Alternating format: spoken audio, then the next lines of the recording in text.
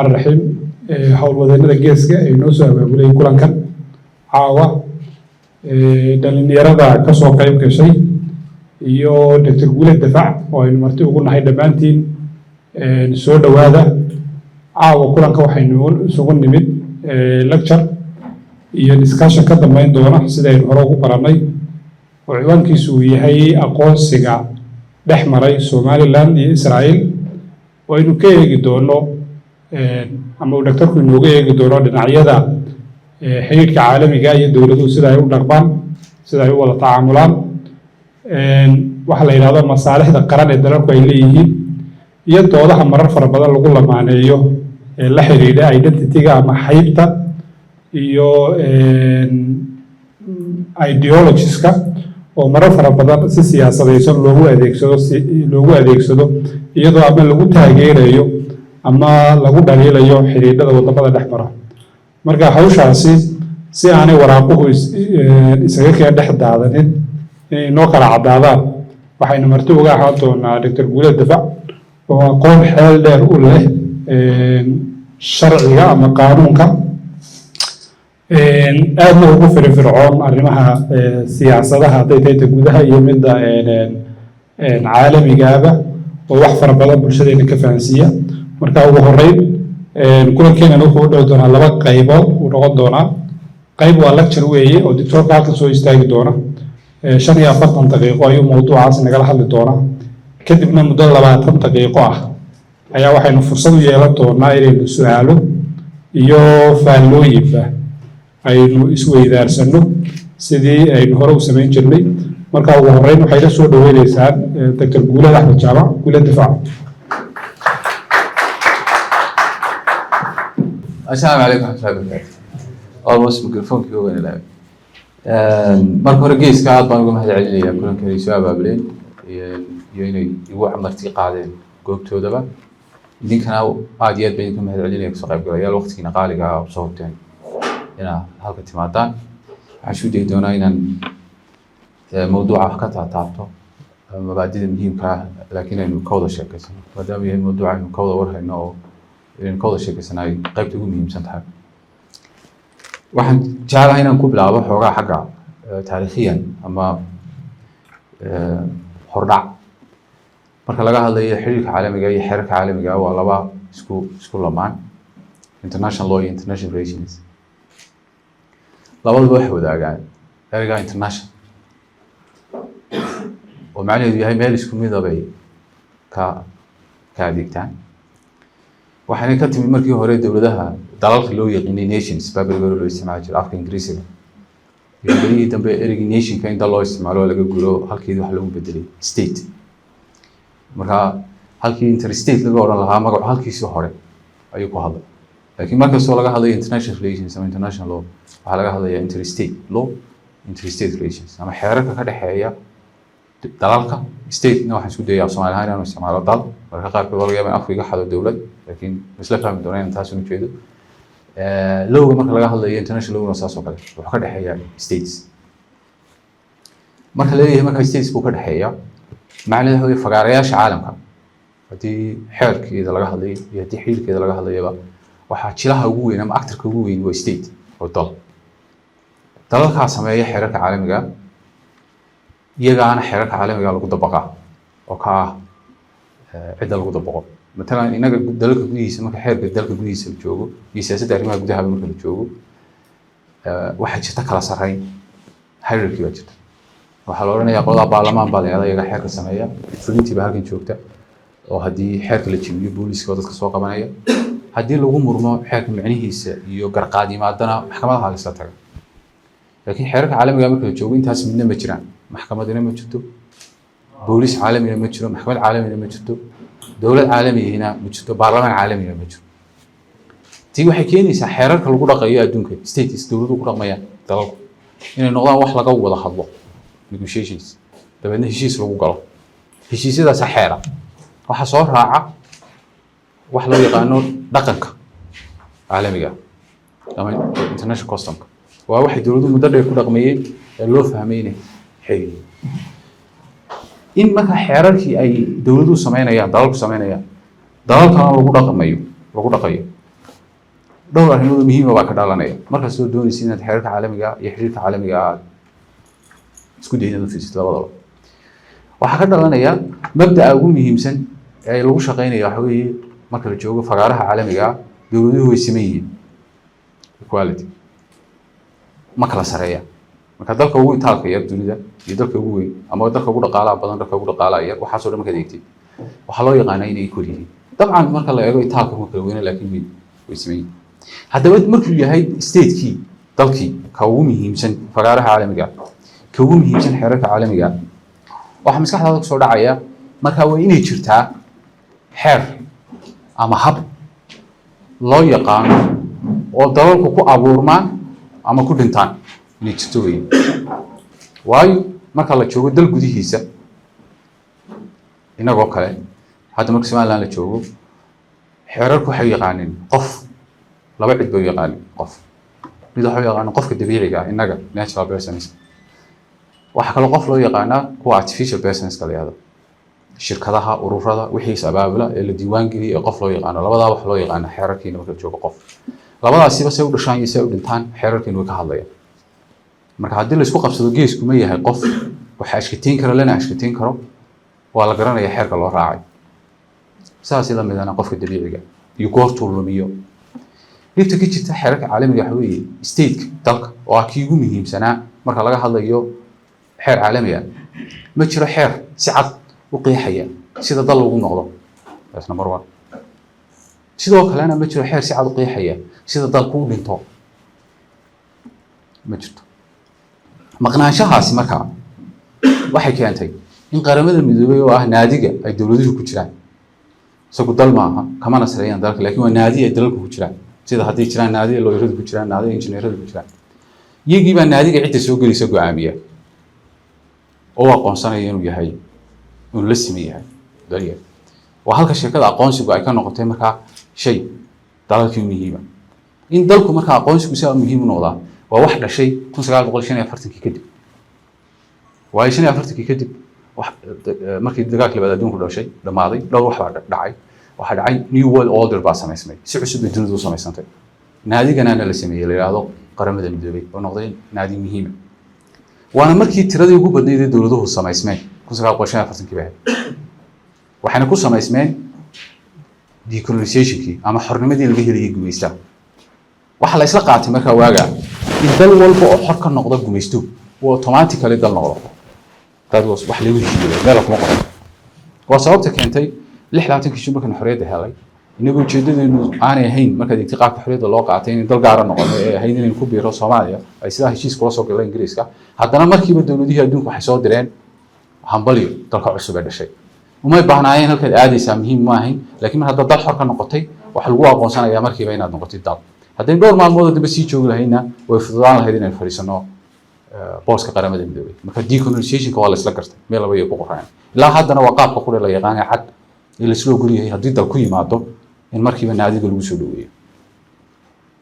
waxa markii labaad ee dawlado badan ay samaysmeen ay noqotay 1990 isagana saa xasuusataan markii USSR burburtay USSR ay burburtay exactly Yugoslavia ay burburtay labadaasina waxay ahayd dalal fara badan baa ku soo biiray naadigi laakiin marka laftigeeda naadiga dadkii ku jiray dawladihii ku jiray si consistent ama la yaqaano ugamay falcelin way wax ku cusub ay noqotay maxaynu ka yeelaa dalka cusub ee samaysmeen tan Yugoslavia guddi bay u sameeyeen Europeanku loo yaraa gudoomiyaasha maxkamadaha sare ee Yurub badnaa waxa ay bal soo dirsan dawladahan cusub maxaynu ka yeelaa si ay noqonayso aqoonsigu muxuu yahay mabdii ugu weynaa dal walba gaar bay u maareeyeen laakiin mabdii ugu weynaa ay la yimaadeen wuxuu ahaa ka loo yarada adduunka wali u badan tahay fikirkooda ay ah in aqoonsigu ahayn shardi dawladnimada shardi u ahayn haddii shuruudaha kala buuxiyo dalkaasi inuu dal ahaanayo laakiin aqoonsigu aanu ahayn shardi aragtida loo yaqaan declaratory theory haddaba maadaama dalkii la aqoonsanayn ee shuruudihii buuxiyey Montevideo waa aad loo soo qaataa Latin America ka timi lagu sameeyay Montevideo Convention oo oranaya xuquuqaadka iyo waajibaadka dalalka dawladda yar baa saxeexay haddaan xusuustaydu khaldanayn dhowr iyo 30 dala 1900 haddaan $10 ahayn 1963 marka adduunku dhan muddo baqayn laakiin waxa loo aqoonsaday inuu yahay dhaqan caalami ah afar sharti buu sheegay xilay dalkan yoonay dal noqdo dhul qeexan leeyahay mujtamac joogto oo lagu yaqaano weyn leeyahay dawladii weyn ay ka jirtaa dowladdaasina waa inay itaal ama capacity ay shaqadeeda ku qabsato dowladnimo oo xiriir caalami ku samayso ay hesho aqoonsiga la xiriidha waa ta afraad inta badan waa tan la xiriidha capacity-ga because inaad itaalkii xiriirka kula caalamiga ku gelisay qayb ahaan waxa ka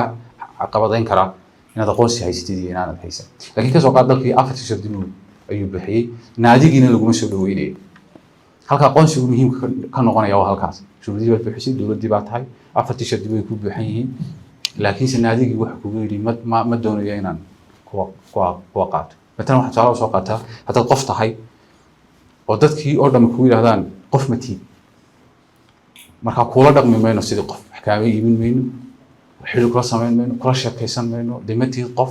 si kastaad qof u tahay qofnimadaadii waxbaa ka dhiban because sifaadkii qofnimadu wuxuu kuu tari lahaa qofku ayaana qofnimadii kuu taraynin halka aqoonsigu ka noqonaya factorku markaa waxa weeye waa halkaas maxaa markaa caqabad noqonaya dalkaan la aqoonsanayn kow waxaa caqabad ku noqonaysa siyaasadda arrimaha dibadda foreign policy-gaaga marka dowladaha kale la joogo waxay raacdaa habab la yaqaano qaabka la isugu diro wararka qaabka la isu bahaysto qaabka loo kulmo diblomaasiyiintu markay tegayso sida loo soo dhaweeyay cidda ay la kulmayaan waa la isla yaqaano marka aan lagu aqoonsanayn waxaa soo dhan ma shaqeeyaan wasiirkaagu hadduu isaado u safar dal lama siinayo protocolkii uu xaq u lahaa haddii doonana lala kulmi maayo tii maxay keenaysaa marka dalkaan la aqoonsanayn kala xulashadiisa ama choiceskiisa xadidmaya lama mid noqonayo dalalka la aqoonsan yahay iyagu choiceka yeelan kara oran kara ciddaana saaxiib baan la nahay sababta waan isku mabda dhownahay ciddaana lama saaxiibin cidda taariikh baan la leenahay ama lama lihin because markaa lagu aqoonsanayn ma haysatid kala xulashada ma haysatid taas waa qayb la xiriira sida caqabada ay leedahay aqoonsi la'aanta waana ta mar walba ay tahay inaynu Soomaaliland markaynu nahay inaynu statekeenu darsan inaynu fahamno waayo waxa laga yaabaa inaynu xagga dambe ka sheegi doonaa inaynu awoodda saaro inaynu doodaheena sharciga akhrino aan ku saabsan lixinkan xor noqonay ingiriiskan ku tirsanaan jiray dabadeedna waxaanu galay midnimo waa sheeko qurux badan definitely waa sheeko qurux badan laakiin ma jirto maxkamad meel fadhido ka dhageysanaysa waxaas dooda sharci goorma wax tartaa marka qof sharci yaqaan ka hor akhriyay sama haddii wax isku qabsano gurigaaga kugu qabsado oo aad tiraahdid guriga anigu ma lihi oo laakiin saad haysatid wax cadeynaya sharciyan dugaa leedahay maxkamadda tegaysa hadda ninkan guriga ugu haystaa guuleed leeyahay laakiin anigu saasan guriga ku helay aabahay bay ka dhintay 1980 buu dhintay isaguna dokumentiyadaas ku dhaxlay waa maxkamaddu ka dhageysanaysa laakiin ka hor haddaan maxkamaddaasi ma jirin doesn't exist ka hor haddaan ma jirin xeerka sida fiican u qeexaya sidee baa dal lagu noqdaa marka maxay noqonaysaa qodobkan gadaalkayga inoo odhanaya sidee baa danahaaga uga iibin kartaa cid kale taasaa noqonaysa shayga ugu muhiimsan because maxkamaddii meesha ma taal intaas waa iga introduction bal fagaaraha inuu wax ka raadinayna wuxuu yahay si inuu fahamno because fagaaraha inuu wax ka raadinayna waa fagaaro aan kala sarreeyay jirin dawladii ka jirin xeer caalami ah oo waxan qeexaan ka jirin maxkamad caalami ah ka jirin booliis adag iyo Soomaaliya idin kala qabanayaan hadda istiishaan aan ka jirin maxkamad idin garnaqaysaana aan ka jirin hadda ka gar leedahay iyo hadda ka gar leedahay midkoodna ma jirto taas shayga ugu muhiimsan ee international relations international law baa tahay inaynu fahamno dabadeedna waxaynu qabanaynaa marka ay ku dul dhismaan fahamka fagaaraha aynu ka garnaqsanaynaa waa normal taa marka ka soo dhawaado waxaa jirta shay kale oo isna muhiim ah sovereignty-ga hadda dawladuhu waxay aad ugu celcelinayaan waxaanu ilaalinaynaa ishaysashada dhul ahaaneed iyo madax bannaanida Soomaaliya territorial integrity and sovereignty ay ku celcelinayaan waa mabda ku yaala caadiyada badankooda UN Charter-kana ku yaala macaadooyinkana ku yaala laakiin mabda'aas dhulka ishaysashada dhul ahaaneed territorial integrity waxa tala sharci ka bixisay maxkamadda caalamiga International Court of Justice markay kiiska Kosovo dhageysanaysa Kosovo markay go'aansiyada ku dhawaaqday madax bannaanideeda ku dhawaaqday sidoo kale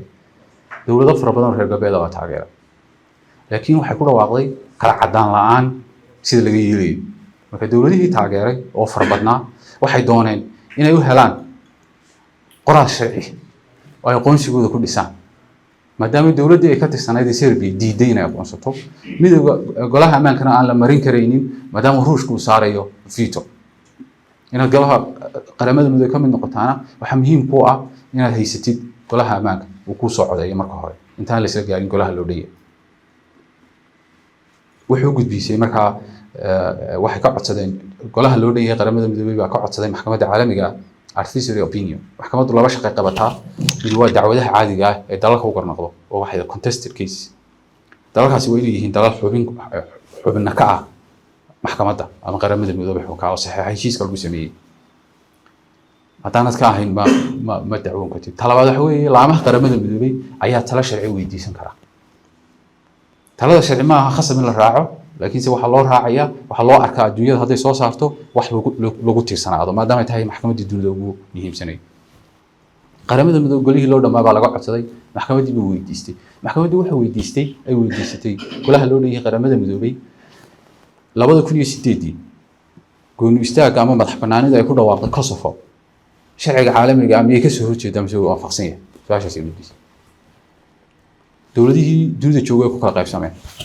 qaarra Serbia la sabteen oo waxay waa sharci darro qaarra doodii Kosovo la sabteen oo waxay waa sharci dacwado fara badan baa la gudbiyay dhowr sano socotay maxkamaddu way raagtay ugu dambeyntii waxay soo saartay la taliinteedii nasiib darro ama nasiib wanaag kay noqotaba nasiib wanaag oo noqon kartaa maxkamaddu su'aashii way ka yaraa maareysatay waxay tiri anigu waxaan ka jawaabayaa su'aashii sida loo weydiiyay kaliya oo ah Declaration of Independence international loogu ma ogol yahay mise ma ogola laakiin talada sharciyeedii weydiinaysa maxay maxkamadda ka rabtay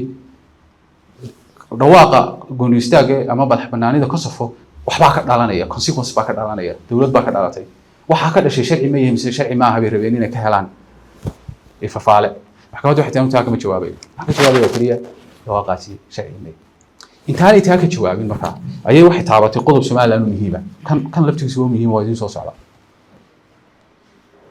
waxay tii marka laga hadlayo israacsanaanta dhul ahaaneed integrity ay tahay xeerarka caalamiga in la ilaaliyo muran kama taagna ma khuseeyo dalka dhexdiisa wixii ka dhaca ee wuxuu khuseeyaa laba dal halka u fiirsa haddii matalan Ethiopia weerarto Djibouti dan Eritrea waxa laga yaabaa in dagaal saadaalinaya la yimaaday haddii Djibouti iyo Eritrea ay isweeraraan Ethiopia oo Ethiopia gasho dhulka Djibouti ama vice versa Djibouti dhulka gasho maxkamaddu waxay tiri markaa waxa la jibiyay mabdii caalamiga ahaa inaan lagu xadgudbin israacsanaasha dhul ahaaneed dalka laakiin haddii dadka cid ka tirsanay dhexdiisu kacdo oo ay dhulka goosato mabda lama jibin mana khuseeyo bay tiri maxkamaddu that's very interesting buu noqday because waxa leedahay mabda territorial integrity maxkamaddu wuxuu u sameeyay yahay in dawladaha la kala ilaaliyo ee dhexdooda in la isku ilaaliyo uma sameysna marka haddii matalan Tigray uu ku dhawaaqaan in madax banaan yihiin beelada maxkamaddu ama maxaarada ama oramada ama Soomaaliya ay soo digeen ma oran karto Ethiopia kuma doodi karto israacsanaantii dhul ahaaneed qaramada midoobay ayaa la jibiyay because mabdaani ma ilaaliyo baa wuxuu ka ilaalinaya in Kenya ku soo duusho ama South Sudan ku duusho clarification kaasi maxkamaddu sameeyay waa aad buu muhiim yahay waa qodobka koowaad ay taabatay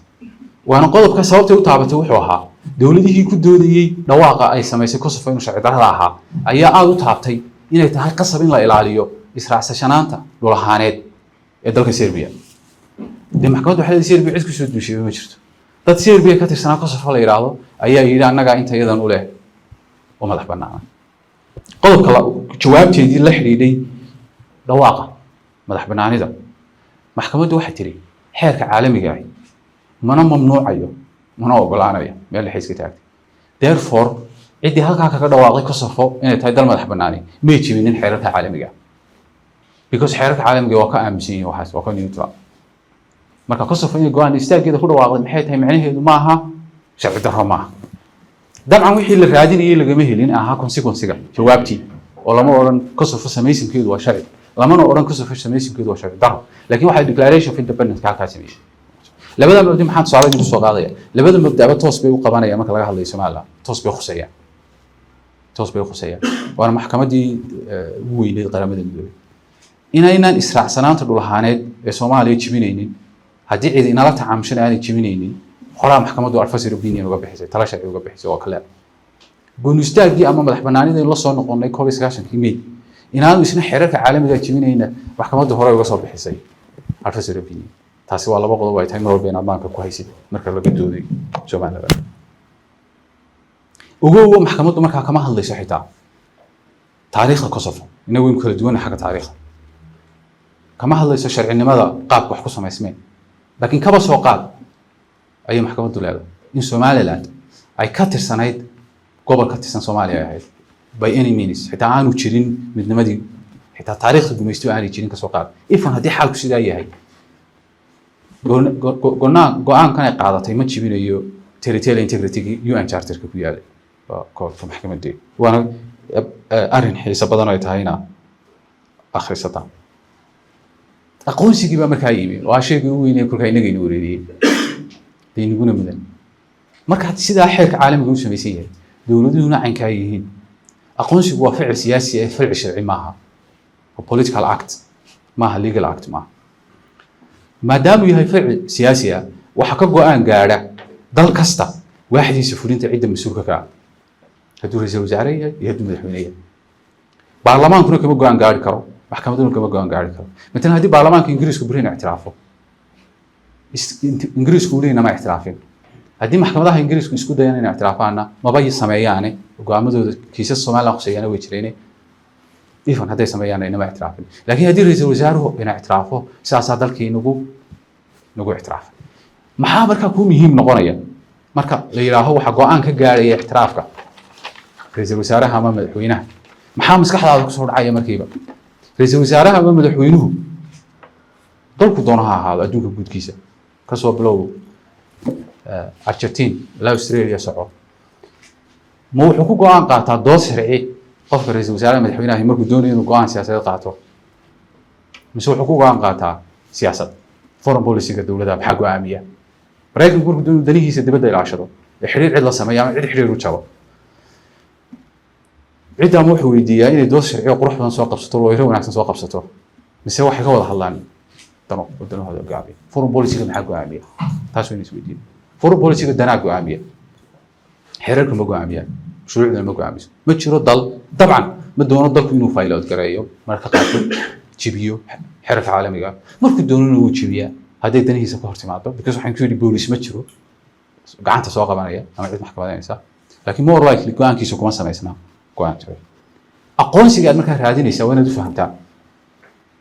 markaad dal tahay inuu kaaga xidhan yahay meel siyaasi ah kuna xidhan yahay danaha siyaasiga ah ee ciddaad ictiraafka ka raadinaysid taariikhdaada kuma xidhna doodaada sharcina kuma xidhna inaad masaakiin tahay oo nice tahayna kuma xidhna inaad rabshoodo tahayna kuma xidhna waxay ku xidhan tahay interestkaad iibinaysa interestka ciddaas inay dankaa dhex aragtay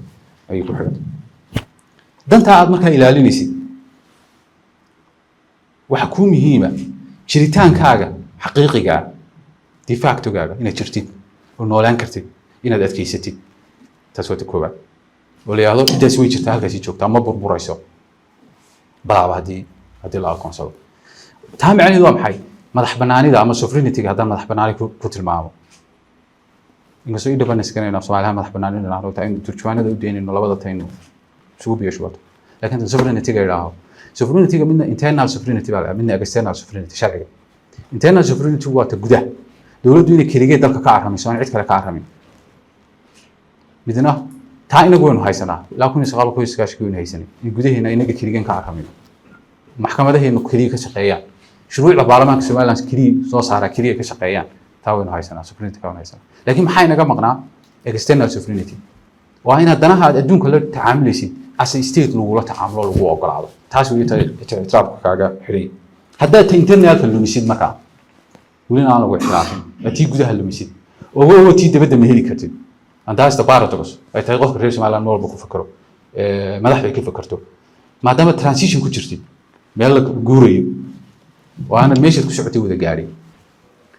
haddii aad gudaha aad ku haysataa kaa lunto ama kaa yaraato tii dibadda ma heli karaysid ka ku siiyina waa u fududahay inuu ka noqdo oo yiraahdo waan ku khaldanay waxaan moodaynaa inay caga ku taagnaan karayaan marka waa ma walba internal sovereignty-gaaga xoojisataa iyo gudaha waxaad ku haysatid dantii markaa timi aad wax ku go'aaminaysay foreign policy ku go'aaminaysay laftigeedu dowladaha inaad wax ka raadinaysid ama dalkana waxaad ka raadinaysaa way kala duwan yihiin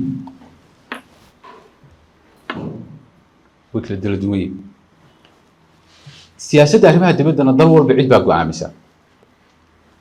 marka foreign policy analysis la sameynayo dalalka qaarkood qofka madaxweynaha baa go'aamiya qaarkood shakhsiyadiisa go'aamisa oo qofka haddii la doonayo siyaasadda arrimaha dibadda si loo go'aamiyo qofka la dirsaa ما فرانسيس بوكو هذا ما عربي بوكو هذا ما إنجليزي بوكو هذا ما برتقالي بوكو هذا ما هيد بقى ما لفتي بقى سوق عنك وقت يولي جيستا ما قف صاحبه ده جيستا بقى ما قف يسوي نسك احترام بقى ما قف قوس كيسو سامين كلية هاي بقى ما قف نظام الدولة جيس سامين كلية بقى because وضمبيت قف بين هذا بقى عاملية سياسة داري دول مدحوينها وزير داري دول رئيس الوزراء تطلب جدوه في قلبها قف كان هو النالي طبعا والنالي isaga laftiisu moral buu leeyahay si buu fikriyay waxba go'aaminay marka morality-gu kama tagana oo kama maqna dawladdu soo go'aan gaara marka leeyahay dan baa go'aaminaysa taa macnaheedu ma aha dantii oo qalalan oo aan waxba la socon ayaa go'aaminaysa laakiin qofka ka go'aan gaaray laftiisu waxba maskaxdiisa firgaray waxbuu ka fakara waxba qiimeeya values buu leeyahay ama waxba ma qiimeeyo qofka ku xiranta suu fikray laakiin dantu interest inuu xiriirka waxa ugu culis ku leeyahay arrimaha dibadda marka lagu gaan gaarayo aragtiyaha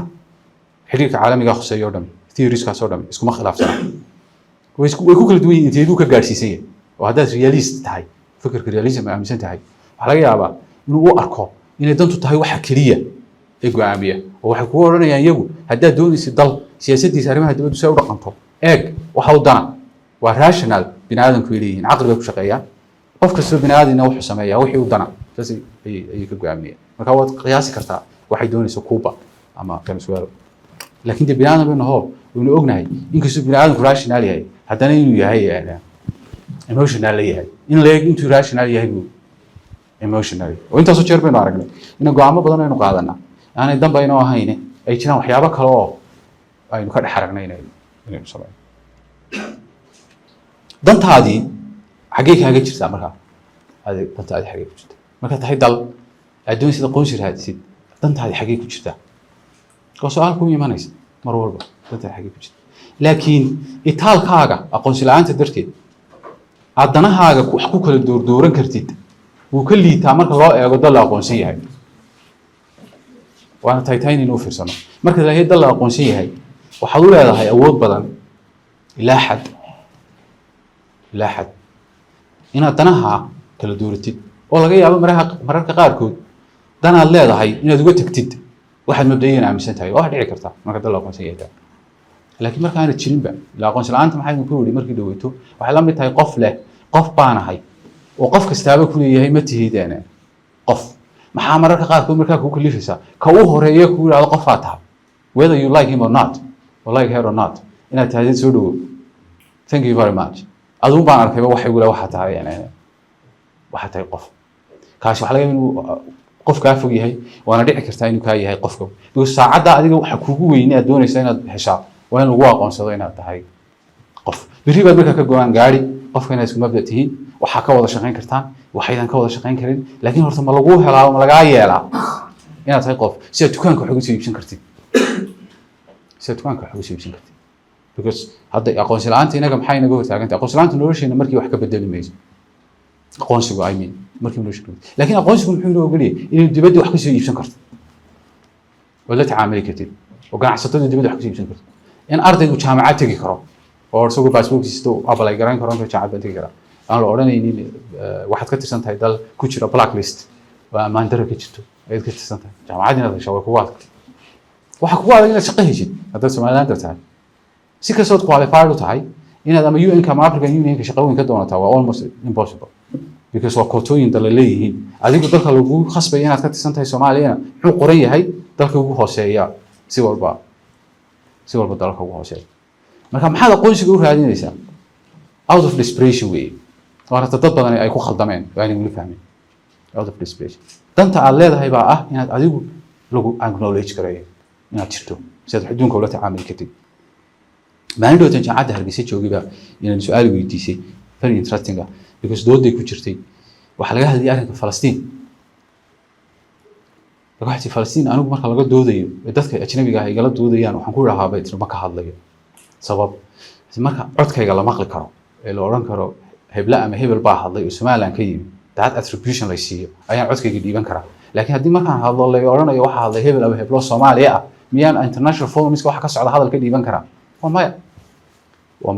marka qadiyadaha caalamiga ah ma joogno meel aynu cod ka dhiiban karo inagoo dada ama dala wufuud ka samayn karo ma joogno because adiga laftigaaga weli lagaama yeelin inaad yeesho marka waxaad la ka dhigan tahay haddaan metaphorkii boqolkiiba boqol la sinmine gudaha Somaliland dadka la xiriiray inaad tirahdeen waxaan doonayaa inaan codeeyo oo qofka madaxweynaha ma doonayo ma jeceli oo waan ridaya laakiin aan qof lagu aqoonsaneen miyaad ridi kartaa codkaaga ma tirsamaya ma tirsamaya marka haddaad maanta dhan leedahay madaxweynuhu waa xun iyo hadduu waa wanaagsan yahay toona wax laala waxay macna samaynaysaa ma jirto because your vote doesn't count innaguna marka fagaaraha caalamka la joogo waa kaas codkeenu ma tirsamo inagu laakiin yeenu nahay laftigeenu inagu yeenu nahay who are we dee ma sahlana afrikaan baynu nahay qaaraddaynu ku naallaa dabcan mararka qaar waynu istiidsinaa inaynu nahay afrikaanka markay muraadaha isku eegno wax kale inoo soo baxa inaan u ekay laakiin waynu qaaradda ugu yaraan qaaradda baynu ku naallaa waxaanu ka tirsanahay haddana dowladaha dalkan ka tirsan yahay carabta dastuurkan wax ku qoran waxaanu ka tirsanahay dowladaha Arab League ku biirana marka somehow carabna malawaana muslim waa nahay definitely doodi kama taagna iyana dad islaam ah nahay saddexduba ciiday inagu darayaan ciido ayay inagu darayaan ciidaha inagu darayaan taariikh ahaan way la wadaagnaa waana u aanownaa oo marka la yiraahdo Guuleed Axmed Jaamac ayaa airport ka degaya ku yaala Mareykanka magacayga in Axmed ku jira hay'adda socdaalka oo reer waxay ugu daraysaa liis tama liis ma ku jira qof laga shakisan yahay baa oo muslim ah oo ay suurtagal tahay inuu dhibkiisu waa foobiyada dunida ka jirta marka waa una aanooba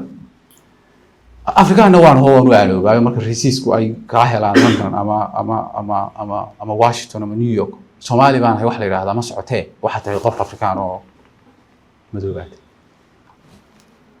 laakiin marka doonaysid inaad dantaada gaadhin ahaanshahagaasi intee leegu saameyn ku leeyahay kan go'aan gaarida danahaaga dadka su'aasha meesha taal waxa tahay adigu marka qaarkood waxa abuuraysa khilaaf shakhsi ah bay abuuraysa tayla ma abuuraysa khilaaf shakhsi ah ay abuuraysa marar badan khilaaf guud oo mujtamacna way abuuraysa oo ciidaha aad ka tirsan tahay qaarkoodba meel ha ku joogaan in dhibaato soo gaadho ma doonaysid xaleeba qofka u badan afkaartiisa siyaasiga ah xagga Afrika u badan anigu baan Afrikaanist baan soo qaanaa marka dhibaatada Afrika soo gaadho ama Afrikaanku soo go'aan qaadanayo ama Afrikaanku wuxuu doonayo waan jecelahay inay gaadhaan oo isaamaysa fikirkayga qofeed siyaasiga iyo wax dunida ka dhacaya Afrikaanimadu saameyn weyn bay ku leedahay binaadamnimada dabcan saameyn bay ku leedahay iyo muslimnimadu haddaba taydii markay noqoto Somaliland intee la yaqbalo waa naadiga ku biiro iyo markay iskhilaafaan ciidahan ka tirsanaa oo iyagu aan ogolayn in la yaqbalo oo wax sahlan oo meesha imanaya markiiba maaha oo dadka ku jira conflictka ku jira weli shakisan anigu lama yaabo waxaan arkaa inay wax sax ah ay ku jirto markay imanayso laakiin su'aal baa imanaysa malaha iman karta carabtu matalan ma jirtaa mowqif siyaasi ah oo dabadeed iyo dan siyaasadeed oo dabadeed oo ay ku midaysan yihiin wada leeyihiin oo dan carbeed la yiraahdo ma jirtaa foreign policy guud oo ay wadaagaan ma jirtaa su'aal ay tahay soo diin muslimiintu ururkoodu ma yahay urur adag sida midowga Yurub oo siyaasad foreign policy guud wada leh oo mowqif wada qaata iyaduna waa waxay ay tahay soo diin si saalam mid Afrikaanka maxaan isu weydiinaynaa haddaad Yurubyaan tahay waxay leedahay midowga Yurub dawladdaadu ku jirto qof baa u qaabilsan siyaasadda arrimaha dibadda waxayna ku dadaalaan inay Yurub ku hadasho hal cod marka laga hadlayo foreign policy marka waa la yaqaanaa danta arrimaha dibadda ee reer Yurub waxay isku khilaafsanaadaan laakiin ma jirtaa danta arrimaha dibadda ee carabta ma jirtaa danta arrimaha dibadda ee wadamada islaamka ogaalkii aniga ma jirto foreign policy ku midaysan ma jirto marka haddii adiga ama aniga la yiraaho waa in la ilaaliyo danta arrimaha dibadda ee ummadda islaamka ummadda carbeed malaha waxa ka horeysa anna inaan isweydiiyo dantaasi dan qeexan oo la isla garanayo ma tahay hadday tahay marka dawladdu way soo dhawaanaysaa inaad ayiday inaad ayid ha ku dambaysay meelaad ka duushiba ayaad helaysaa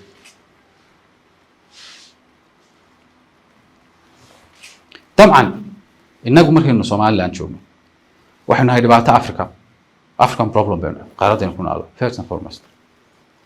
وإحنا هنا هاي دبعتوا وضمنا المسلمين تويا الله because وضمنا المسلمين تعالوا كتسان لكن وضمنا أفريكان كا وضمنا المسلمين تعهي مكور ورسيه إنه ميس كودا يفايل كودا مكوشر تاع سؤال الصومال لأنه ما تهي سؤال يحلل ليه حاجة دونان بيوري حاني جوابته ما وصح ودبعتها أفريقيا وبعدين حل أفريقيا ودبعتها هاي دولة المسلمين حللنا حل لا يمادان لكن ما تهي جوابته إلى وقال كي جوا ما مركز الصومال الآن ما دامت هاي desperate موقف كده يعني ما هدبدو موقف مبدأ بقى مسوى principled مسوى موقف براغماتيكا وسرفايفر كحرة تاس وسواش ماشي مانس موقف مبادئك الدول السبع ورانا يا مبادئ ذاتك هي سمالا نامسيه بكس واحد سما مبادئ مهمة نامسنا شو تقول أيلا يلا علينا يا حتى هديك هيريسو إن سمالا كبر برايس وأنا لو قم سني والسمالا يكون غنيس والشباب قبسان كرتو مبادئنا كتاعنا لنا بقى مسه وحاول سرفايفليست مولو وحقوق فلان ودن وجهته إنه براغماتيك نقطتي هذا سيديبان ونولا هذا سلام سلام سوى مال حول لبضة ولا يسكو الحنكة ماذا يتهايبا أعدنوه ومصاب ينسو حق سرفايف الكوب بدين إنه بدبعده لكن لبضة نقطة وصابته أعدنك هاي أيوه بدين دون يوجا مدين إنه قلنا نقص واحدنا هو سبب ينسكو واحدين جين كينو حوي هاي سرفايفليست سيبادو بدبعده هاي المهندس وهدي لهاي نقوم كياني هذا ماشي وحكي رسم قرار daaqadaasi inuu uga boodnay garan mayno inagoo ka boodnay oo banaysanay ayaa la arkaya laakiin marka iska caadiga tahay way kugu adkaanaysaa inaad daaqada jidid wadinka ka xamar marka qarxiyada ku dhacaan dadku ka soo boodaan marka macaalwaaba inuu dabaqa 15aad in iska soo tuuray mise dal la aqoonsiyo siyaasadooda arrimaha dibadda isku dubadhacsan tahay oo oran kara waxaynu kala dooranaabeen aniga waxa la tahay desperate nahay maadaama desperate nahayna وعلوان هاي أباب والبسوحنية إن الله عدي أباب كسين أفرقه no matter what إني كينش كل سجال بقول شيء أفرتك اللي قصوا بلعبه مركي دقات لو بدون كراعي وأن تقول هذا أول أودر باس ما اسمه نظام بدون سيبو سما اسمه سيدا أول سما اسمه يهايده سما اسمه عديت قرامة المدوية هايدها كرشة بنك قاعدون كيو عايم WTO هايدها صورهم بحبي إلى لينيه waxay ilaalinayeen danaha reer galbeedka definitely iyo sida reer galbeedku u fahmeen in adduunku ahaado intaas ay ilaalinayeen dawladaha kale koonfurta oo dhamina taasun bay ku hoos jireen oo ku xayaareen international system ku saas ku shaqeynay international law ku saas ku shaqeynay dana kale mu ilaalinay oo dadka qaar bay iskaga khaldan tahay matalan Afrika dalal bay ka kooban tahay hadda states Afrika dalalka ka kooban tahay Asia way ka kooban tahay فكرة هان واحد أفريقيان كي إيشيان كي لاتين أمريكا كليه ما وواحد يوروبيانا واستفيد ستيت فوتبال هذا ضل لوجو عن له وأنا كبيح كريم وموادني كتر سنة هاي واختراع يوروب لا يمادين تاوينا فهمتان قارن كي تدبتونا أي اختراعين إننا جرى مركي الجوميستين بينو كهنا مركي ستيتكو مركو هروية هاي فورون إمبوزيشن أفريقيا مركي بتشوفه واحد بدك جيني wax ka horeeyay guumeystaa maaha hada politika ma hadlayo xukun waxa hadlay state wax la yiraahdo dalka Kenya la yiraahdo soo dalka Kenya la yiraahdo ma jiro waa wax Ingiriisku sameeyay wax Kenya la yiraahdo Ingiriiska hortii ma jirin Nigeria ma jirin South Africa ma jirin Eritrea ma jirin Soomaaliya ma jirin Somaliland ma jirin Ghana ma jirin all of them waa wax ikhtiraaceen ragabad markay dhulka qaybsadeen state food ka sameeyay oo colonial Afrikaankuna waa tay yiraahdeen markay xorriyadda heleen ونسقبسنا هذين either were free هاين or they were too lazy أما والله يجوا والله خصبي واتير هذين سيدا جويسوه كتير منه هايننا أفريقيا still لا لبعض حدودي يتخلافات كأفريقيا كتيرة كاشو كسرسي هذا البديدي ويما أخبار إنه يحكم جويسوه كتير تلقاش كيبوها نقول بديدي سومالون بديدي تصور كيف أنا قرأته إنه جدي دستور بينه قرن لما شذا الصومالي ريبابليك إنه يسود الدجاج دي مدرسة عمري إنه يسود الدجاج oo dhibaato badan oo inagu dhacday qayb ay ka ahayd dabcan maanta Soomaaliya opposite-ka ku doodaysa waxay leedahay waa in la ilaaliyaa laakiin dastuurka qolada dadka Soomaaliyeed cod ku siiyeen loo codeeyay ila dastuurka hadda yaala 2012 Soomaaliya dadkeedu ma codeeyeen ee la oran karo waa dastuurka saxda ah sharciga ah oo dastuurka ay ku qoran tahay maba aqoonsanin xuduudaha Afrika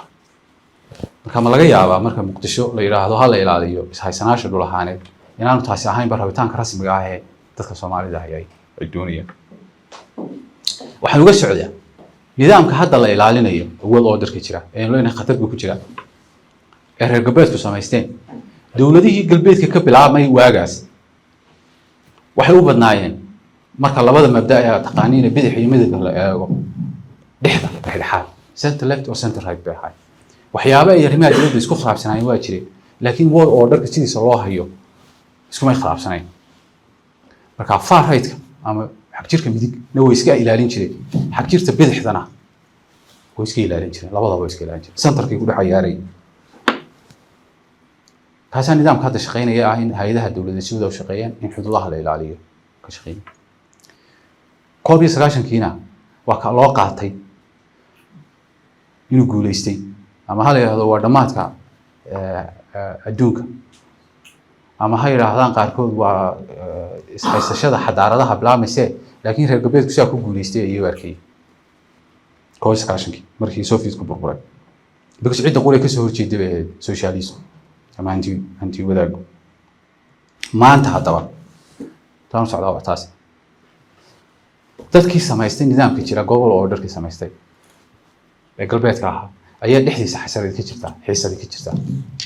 qolyaha kuraasta ka ilaalin jireen ee midigta fog ayaa kuraasta soo geliyay ku soo badanay taasi maxay abuurtay marka waxay abuurtay in order-kii uu gilgilmo waxa la isku raacsan yahay marka 2030 loo gaaro nidaamka adduunku sidoo ahaan jiray inaanu ahaanaynin intee leeg isbedelaya waa lagu doodaya laakiin sidoo ahaan jiray ma ahaanay Mareykanku dib uga guranaya iskaashigii reer galbeednimada kaligiisu doonayay inuu socdo ma aha sidoo 45 ku samaysmay ka hor buu ahaa sida isolationist maanta Mareykanku wuxuu leeyahay Greenland oo NATO ka tirsan oo Denmark ka tirsan ayaan tagaya oo khasab ku qabsanaya ama sidii kale la igu siiyo taasi ma in wax laga fikiri karay inay dhacdo dhowr sanadood ka hor world order-ka kuma jirto ما كويتشت إن الرجال كل حدث قبضان كويتشت عضلتها عضل لمبدا أيها شرمك كسعودة فرانسيسكا أويدين بيرجع ويتم كسعودي ريفورم UK وهنا بينا بتاعي سنينا وكم دي عضلتك تاعي سنة إنجليز كدارك هو أو نتاعي يسبدل كيورو كوي منا يا مرها المقطون كوي منا يقول جلشة ده يقول جلنيا لبعض الشيء دعائم با 45 in 1989 لبعض الشيء دعائم با هذا الشيء بكوا هذا الشيء labada jeer buu waxa ka dhashay states cusub dawlado cusub ka dhashay sababtoo ah xarig cidii isku haysay markay xarigi dabciso cidun baa gacanta kala baxsanaysa because iyaga ah silsiladan dadka cidda ku haysta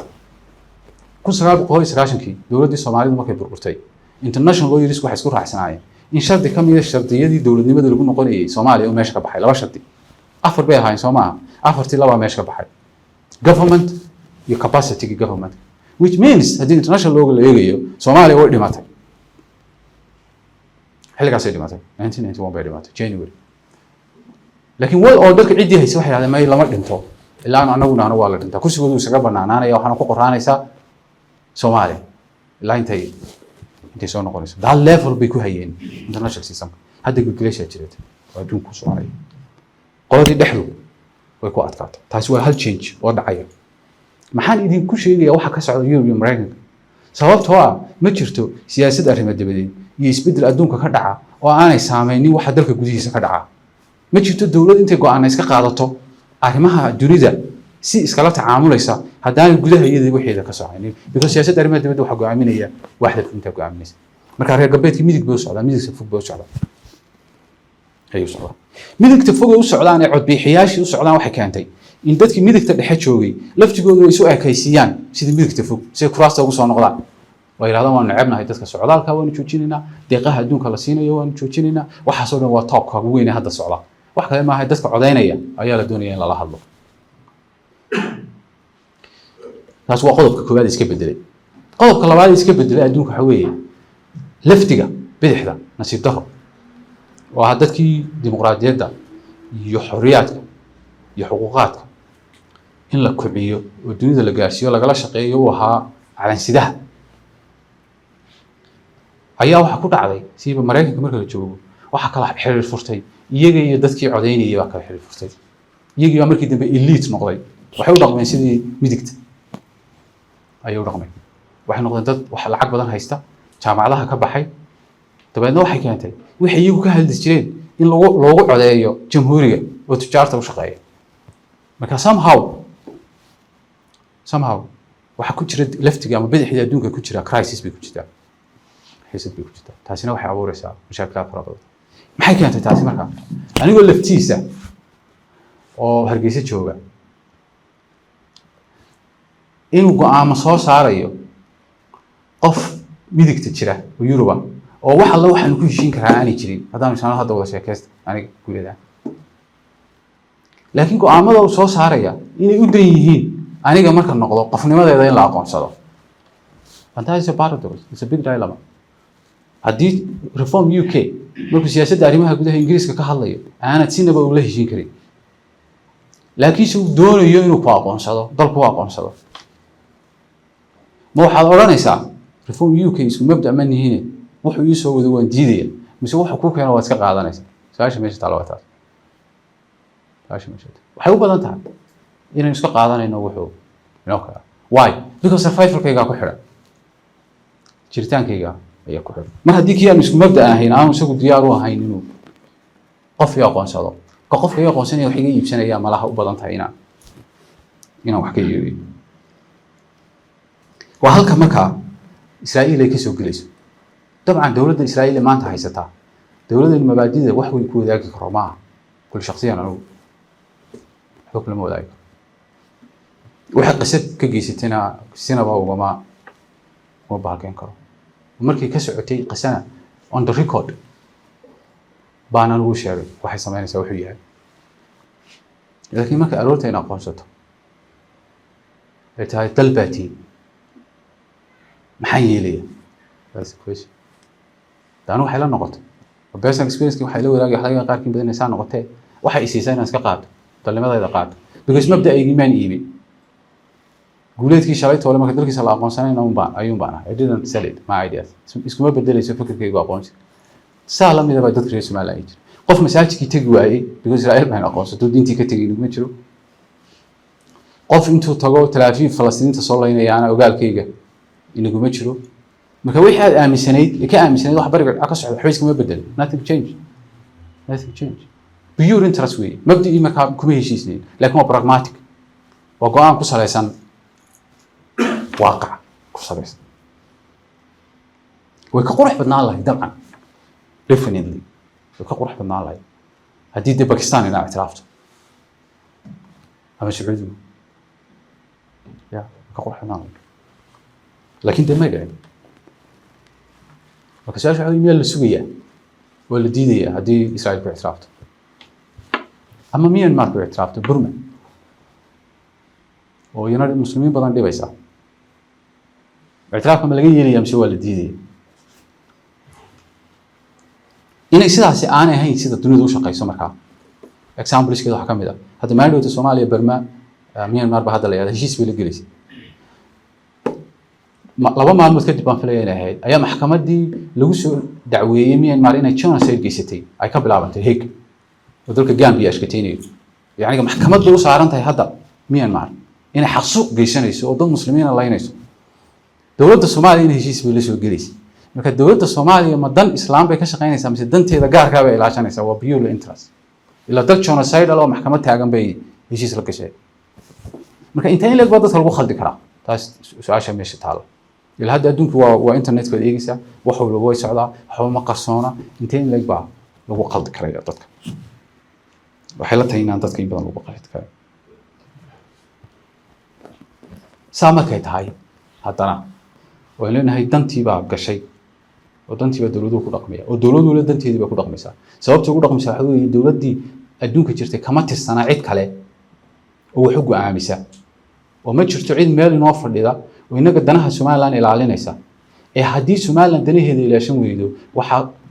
presidency يعني waxaan hubaa shan wadkayga u hubo inay imaanayso maalin ay dawladda Soomaaliya soo weerarto waxay ka dili kartaa ka disho khasabna ay ku qasato adduunkuna aan waxba ku samaynin taana idin xaqiijinayeen inay dhacayso hadayna dan yeelan sababta ay sheegay marka international looga la joogo inta dal kasta oo u aqoonsan Soomaaliya inay Soomaaliya ka tirsan haday Soomaaliland la soo weeraro ma ka aha xeerarka caalamiga ah sharci darro taa waa inay xusuusnaataa ka xusuusnaataa mabda qaramada midoobay UN Charterku wuxuu mamnuucay kaliya in laba dal istilaan in dal dhexdiisa istilaan mamnuuc kama aha aggression waxa uu leeyahay xeer in dal weeraro waa mamnuuc si cad bay ku qorantay laba jeer kaliya dagaalami kartaa dalalka lagu yiri act of self defense haddii lagu soo weeraro xaq baad u leedahay wax iska celiyeed iyo collective self defense ama UN ku hadduu yiraahdo xaq baad u leedahay inaad dagaalantid ogolaha maanku authorize karay markaana waa dagaalami kartaa ma labaad ma dagaalami kartid baalay khilaafaadka waa nabad ugu xalliya dal gudihiisa ka waran baalay ma jirto waxa qulay xeerarka caalamiga ee maamulana waxa weeye inaan dadka shacabka la layn inaan masaajidada iyo dhulka la dumin in dadka maxaabiista la qabto aan birta laga aslin arrimahaas uu booyay sida lagu dilayaa inay yara qurux badnaato ayuu ka hadlaa laakiin laguma dili karo kuma oranayo waa xeerarka caalamiga ee sax qoran marka survival-kaagu adiga wuxuu ku jira inaad maalintaas sugtid ma ama lifetime-kaaga ha noqoto inta nool ha noqoto ama adiga caruurtaada ha noqoto ama qolada ka dambaysa ha noqoto yani waa wax la hubo gifana inay saasi dhacayso haddaanad hadaysan iyo ma labada sugaysaa saasha meesha taala intaas marka inaad dawo qaraar laqdid dawo ma qaraara ayku dawo qaraar laqdid adigoo rajeynaya dawada qaraar inay dawo ku noqonayso iyana dawada la qoweydid dibin aadan hore wuxuu doortay dawada qaraar lagu Soomaaliland inta aan islaahay hadda way ku khasbantay inay samaysaa weeye inay dawada qaraar iska laqdo si ay u noolaato ugana faa'iideysato gilgalka dunida ka socda ka international oo dalka crisis-ka ku jira wuxuu inoo abuurayaa xaalado iyo fursado aad ka yara fakan kartid laakiin waxa laga yaabaa baabkiis xidho marka dambe marka intee in lag baynu proactive nahay ama degdeg uga faa'iideysan karaa isbedbedelka dhacaya oo ay dana uga jiilasha cusub marka maxaa laga rabaa jiilasha cusub waxa laga rabaa jiilashii hore si u hadli jireen si u dhaqmi jireen si xisaabin jireen bina wax ka bedelaan jiilashii inaga horeeyay inuu garaadsanay waxay awoodda saari jireen 1960kii wixii dhacay taariikh dheer oo cajiiba oo asidoo laynoo khiyaamiyay markaan Soomaaliya tagnay ayaa aad loogu celcelin jiray waa number 1 wanu qaybna taariikhda talabaad dawladda siyaad bare dhibaatadii dhulka ka geysatay layntii iyo baabiintii iyo xasuuqii qodobka labaadna kaas uu ahaa labaduba waa laba sax oo jira oo ay tayna sheegtay laakiin haddaad 15 sentence ku hadashid waa inay 2 sentence kaliya ka noqdaan haddaad 15 sentence ku hadashid adoo Soomaaliland ka hadlaya waa inaanay ka badnaan taasi 12 sentence because ma jirto meel adduunka marka laga hadlayo aqoonsi iyo xil caalamiga ah cidi kugu qiimeynayso inaad dibana ahayd oo victim ahayd oo laayay ma jirto waxa laga yaabaa dawladaha la hadlaysa inay hadda faraha ku leeyihiin big wada dadka laynaya ayaa laga yaabaa aanay xisaabo ahay iyagu laftu dambiilayaalihiin faraha ku jiraan marka maalin baan dibana ahaa macna weyn oo caynkaas u sameynaysa ma jirto taariikhduna macna weyn oo sameynaysa ma jirto waxa qulay macna sameynaya waxa weeye jiritaankaaga xaqaaqiqa factual existence-kaaga waan jiraa waan joogaa way kan waana meesha idinka adima number 2 waxa danaya isdhaafsanaysaa inuu ka faa'iidi karo waxaan ka rabaa dadka diblomaasiyiinta waxay ugu jireen Soomaaliland markaan ka hadalo siyaasiyiintiina ictiraaf karaadi waxaan ku sanifnay way ku salaamayaan aqoonsi ma nasiinaysaa way ku xijinayaan assalaamu calaykum how are you aqoonsi baan rabnaa wala ga cararaya marka waxaan ka aqoonsiga kugu siiyaa waan la I'm sorry I'm sorry ay warnay marka waa maxaa danayno haynaa waa taas oo aan rabnaa danteena iyo ka iibsami kartaa iyo danteena wax kula heshiin karaa taas aan leeyahay baahin inuu iibino jilashan dambe hadana interest xaqaaqiina jiritaankeena inaan awoodda saaro iyo ilaashashada aad ilaalinaysid jiritaankaaga way hadaanad jirin cidna dan kama iibin kartid cidna maslaxo kulama heshiin kartid cid ku ilaalinaysaana ma jirto danahaaga hoosta haddii aad dhalinyarada shaqaalaadahay cid shaqaabuur ku sameynaysaa ma jirto haddii nidaamkaaga dimuqraadiyadeed xooganayn cid ku xoojinaysaa ma jirto haddaan waxbarashadu baahsanayn cid ku baahinaysaa ma jirto haddii uu mal-aro loo maranayo cid wax kaaga qaban kartaa ma jirto haddii qabaa'ilka dalka wada degaan aan ku wada faraxsanayn nidaamka dawladeed cid wax kaaga qabanaysaa ma jirto aday tahay inaad wax ka qabatid حتى الدولة اللي أقونسية هي بان تعرف وحبوا نقوليني ما إمس الدولة ذات بهذا الشيء اللي أقونسية هي أو نقول عنه يعني إذا نقول أرك واحد كاسو كلام مش حسلين إنك أقول إذا الدنيا ده نفني اللي قارن عنا كذا واتساب يعني كونفورت السوداء تشارت على كم ده نقول عنه وحكم إذا جمهورية أفريقيا برتمها كتالة صار دفني اللي نقول عنه وحكم إذا النيجر دفني اللي نقول عنه وأنا دولة أقونسية ملاوي وحكم إذا دفني اللي نقول عنه ولا أقونسية سيراليون وأنت جي إيربورت كله وإيربورت كل يتم ولا جاي أكو إيربورت كارجي إيربورت كل يتم روسنا كوا ما وان سلاين إيربورت سمعنا كل يتم بارك ساعة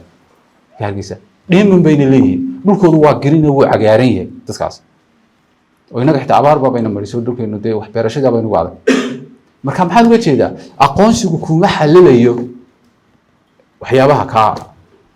waxba kama qabanayo it's not control marka weyn inuu hadana hay dadka Soomaaliland taa ka shaqeynaa inuu fahamnaa siyaasadda arrimaha guduhu ayaa ah siyaasadda arrimaha dibadda haddaad gudahaagu qurux badan yahay dibadda waxaad ka iibin kartaa because waxaad iibin kartid oo macna leh ayaa adeedka iibin kartaa haddii gudahaagu rabshadaysan yahayna dibadda wax badan kama iibin kartid example waxa weyn inuu haysano inuu iibinayna inuu hubno de waa la yiraahdaa dalka khayraad nimca fadhido macdanaha saaw daatan لكن ما هو بنده أنت علم بعض كسر سمايسات لي يعني معنى ذا كشرا ما معقول إناني كشرينا ومعقول إني كشرت أنا ومعقول كل حاجة ده بعقاب على هذه كذا أنت قاعد تسنتين كوميرشال هاي النمو لكن ما حقول إنه هو بنينا ولا نهاي أنت كي يبين كرا وماشي نكون على تحسا أمر كورن ربشة ينوسو شيء كشرتي تحسا وناق نكون شو شيء كرتا هذا أنا ربشة نوي ينوسو شيء كرتا وناق نوي ينوسو شيء كرتا وحقول حنا تحسي إنه إنه صدق كيس إنه هالكاتشوبني بدأ إنه هو بيعن كإعلاني برعت بدأ وكإعلاني أرجع حسابه إنه قدام عندنا هنا إنه لاشين إنه ينادوك إنه ربشان نقول لكن ده واو استراتيجية ده هذا معناه ويشوي ويشوي because what dependable part والله سكوكا هالين كرا ماشي سو إعلان كرا يا أي مقولش ما كدنيه مسخافين وواحد عم يسنته هاي يدنت هذا مرة قاعد مسخاف كرتا ها صوتنا شركة قليل يا واتاس ها هاي صورني لنا عبادة هاي صورني واحد عم يسند ماشي كسعره ما هديد الهبل نو كم خس بندي الهبل إن المبادئ كذي يبسنو إن كمان راح يصير واحد دونا بين عمسين نقولنا واحد دونا أي يبسنه قضية فلسطين أو definitely هي قضية عالمية بني آدم كلهم تعالى قضية مدة دو يا هيدا واحد يعني لا هو حصول دور ما هين لا هو كيني كحل لكن مدة دو قضية حل المسائل إنه ما موقته ودي أوجي حاجة دفع ما كنا ولا مسألة فلسطين ويتاجني نتي بروتي نيو ينبوها ويتاجني أباهينا وقشوا قاعد يدولي تاجن أنا أقول وأنا وقشوا تاجي والله لا يا باينا تيدا يرى هذا سنحكي كأني كوجراسة سوية ضوء تاجن marka qadiyada Falastiiniinta maaro loo helin dhinac loo ridayo inagu gaariga ma baxtaysan karaa meel ma iska fadhi karaa ma oran karaa arrinka marka la soo xalilo ayaynu la tacaamul suurtagal ma ya time ma leedahay la garanayo 6 bilood sanad 5 sano 20 sanadood 30 sanadood oo aynu ognahay qadiyada Falastiin ku xalil misaamiyaysta ma jirto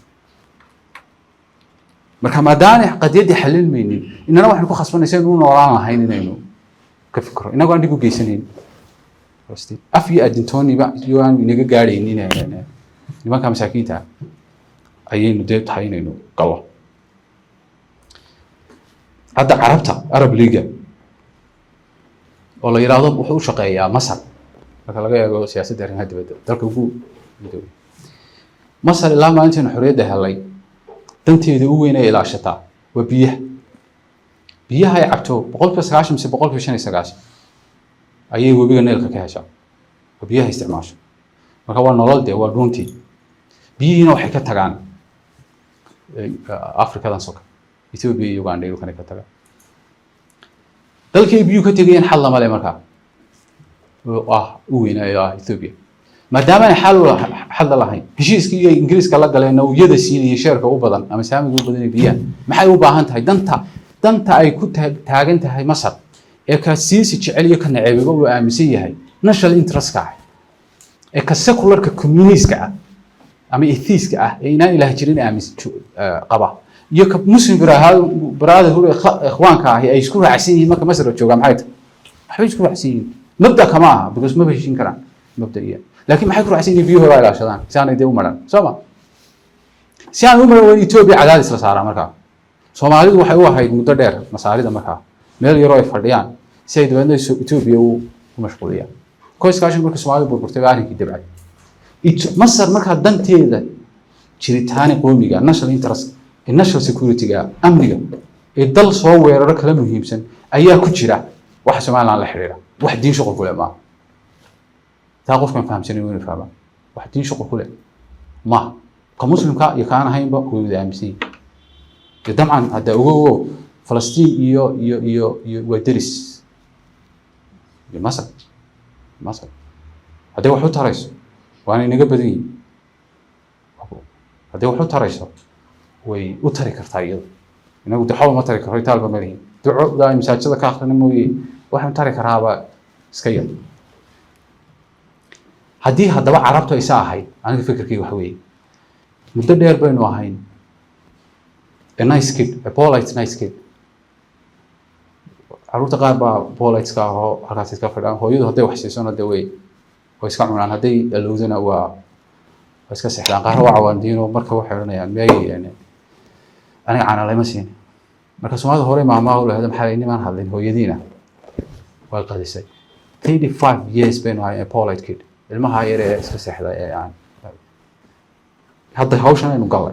waxay dunida tusaysaa ay tahay inaga inay fahamsiino waa no longer a polite kid mihiiraan hooyadii wax weydiisan jireen manihin adduunka qasbi inuu soo korinay rabshad wala buuqaya wala qaylinaya wala naxsan yahay ya weyn la firiyo bedela weyn wax ka dhalina macalka cabanayo laftigiisa waxa kaga raadisa waxana daburtay weyn daburtay waayo qaabkan marka hore u noolay ama aan ku tala galo ama duruuf kale inuu keentay waxay ahayd ilmaha yar halkaas ka fadhiyo hooyadii sugaya inaynu ahayn dal halkaas ka fadhiyo Soomaaliya sugaya adduunkuna taasoo ka shaqeynay wuxuu ka shaqeynay inuu nolosha inagu hayo as long as aynu neefsano laakiin aynaan ka dheeraynin Soomaaliya sooyaab badan baan siinaya waxa kamid ah hay'adu xeerarka taageera lowska marka la sameeyo waxay isku dayaan xeerarka ay sameynayaan inaanay ka fogaanin xeerarka ay Soomaaliya u sameynayaan ma sababta garanaysa xeerka biyaha ay hargeysa taageeraan waxay doonaan inaan aad uga fogaanin ka Puntland iyo ka Soomaaliya because ma xeeraja ka qabaan marun hadii la isku biiro inaan xeerar kala jaadihi aanay midnimadu inay fududaato ay ka taageerada maaliyadeed ku siinayaan wasaas ta ciidan ay ku siinayaan ma gaari karto inay awoodada military weynaato oo dalkaas haysana ka weynaataa marka miyaynu sugi karaa inagu markaa Soomaaliya waana wasiirka arrimaha dibadda Turkiga maanta dhawaato caadeysna arrimuhu ka hadlay dadka reer Soomaaliya intii aan ku baraarugsanayna ay tahay deynay fahmaan wada hadallada waxaan ugu jiray buu sidii aan u soo celin lahayn midnimada hadda wixii meesha yaalaana midnimo ma xamar erey waa erey qurux badan marka la yiraahdo midnimo because midnimada wax walba ka qurux badan Soomaa tafraaruqa ka soo horjeeda mar midnimada laakiin xamar midnimo ma taala no xamar midnimo taala because waxa jira isku biirid ma waxay doonayaan waxa weeye in cid la qado waxmeeshii Allah wataas hadaba arrinkan hadda yimi dhowr wax soo korinaya tawgu muhiimsan soo korinaya waxa weeye Soomaaliland waa tan soo gabagabeynayay 26 December ka hor marka Soomaaliland laga hadlayo waxay wax ku dhex jira Soomaaliya faylka Soomaaliya fayl ku dhex jira ayaa la oran jiray chapter yar oo ku yaala ayaa la oran jiray Soomaaliland laakiin hadda maxay noqotay su'aal iskeedu kaaga ay tahay laga jawaabo waxaan sheegay jiray in dawlad walba sirdoonkeedu oo analyze gareynaya Soomaaliland waxay tahay la fagurayo briefs ka qoray wasaarad walba arrimaha dibadeedna inay ka qorayso maxay doonayaan seeba loo tacaamuli karaa what's next maxaa ku xigi kara hadday bombadan tuureen suurtagal ma tahay inay mid kale inay tuuraan ma jirto hadda sidii fududeed ee inoo saadaalin jiray in la inoo saadaaliyo waxa la oran karaa wax waliba waa ka suurtagal waana inay wax waliba inaga suurtagal we should be unpredictable because hadii la iskaga keen xisaabtamo oo la iska keen sugo oo la khadadka ma dhaafi karaan halis bin ay gale I hope in ana 45 minute on dhaafay sorry saacad quraaba qaad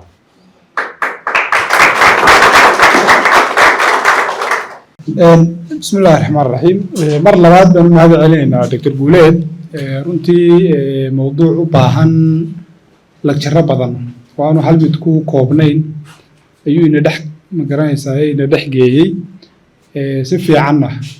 waa uu inoogu sharaxay su-aalo fara badan oo adagoo laga yaabo qof kasta oo siday dowladaha iyo ummaduhu ay u dhaqmaan ka fikira uu isweydiinayana in badan buu inoo taataabtay oo ay ka mid tahay waxyaabaha morality-ga iyo interestka ama danta iyo qiyamka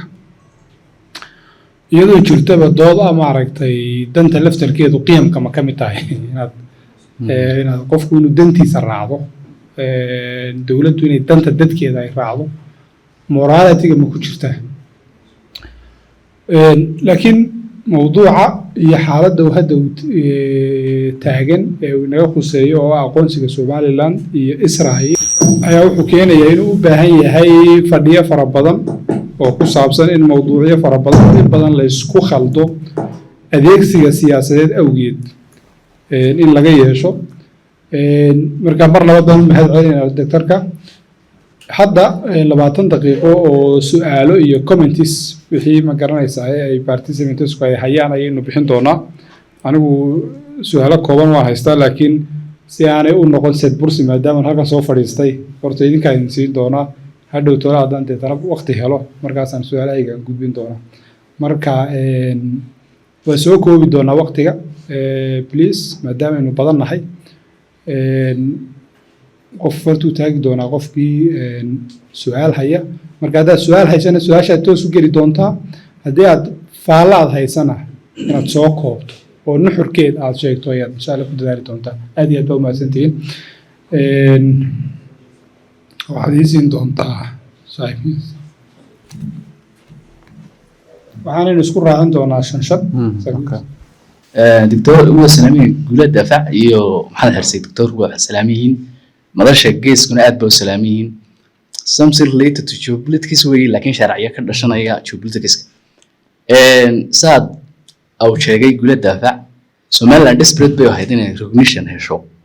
الدون كنا مركز لاقو polarity ولا جب حيو multipolarity ولا نقضي ممود أمريكا iyo إسرائيل waxa area هنا yahay malmal ku shidan oo dunidii shuuciidii amba raashkii iyo China inay eriyeen Somaliland desperate ay u tahay inay tiraaf hesho marka threat ma iman karta imika waxa jira dunida waxa ka jira proxy wars wax la dhaho dagaal maxaa la yiraahdaa wakiiladeed oo in la naga dhex dagaalamo ayaa macquula marka xeerar tabarroyn ilaalin kara ama xeerarna ilaalin kara ala aqali ayaan doonayaa inaad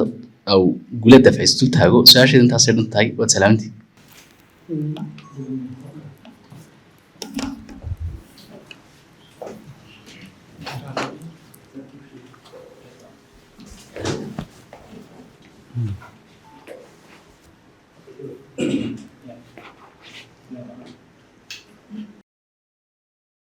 kasoo qaadaysta kulankan muhiimka ah sidoo kale doctor Galad difacna aad baan ugu mahadcelinayaa su-aashaan anigu ku weydiinaya waa su-aal toos ah maadaama ay ictiraaftay dowlad power oo Israa'iil ah sideen dowladdaas powerkeeda uga faa'iideysan karnaa inagoo faragelin ku sameynayna Soomaaliya maadaama Soomaaliya iyo Somaliland ay lahaayeen taariikh hore taariikhdaasina ku salaysnayd isku biiritaan laba maxmiyood oo laba taariikh oo kala duwan ay jirtay sideen markaa ay suurtagal inoogu noqon kartaa inaynu ka faa'iideysano dowladda powerka inay inoogu riixdo halka aynu si markiiba si fudud aynu heli karno inaynu ku biirno United Nations sidii South Sudan oo kale maasante bismillah magacaygu Cabdiraxmaan Xaashi su'aasha weydiinayo doctorku waxa weeyaan maadaama cidda ugu weyn danteena cadow ku ay tahay Soomaaliya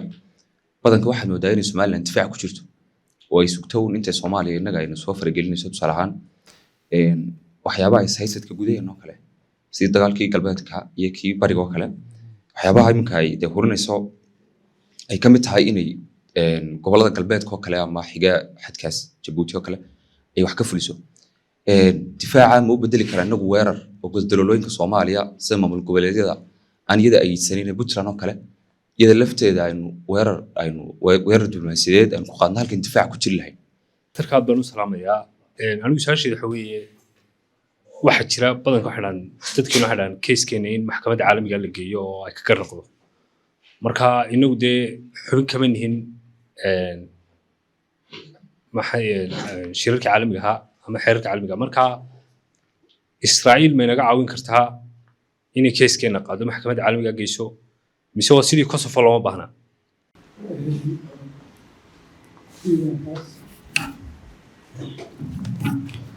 بسم الله الرحمن الرحيم مقعد محمد جيسكي دكتورك وان سلامية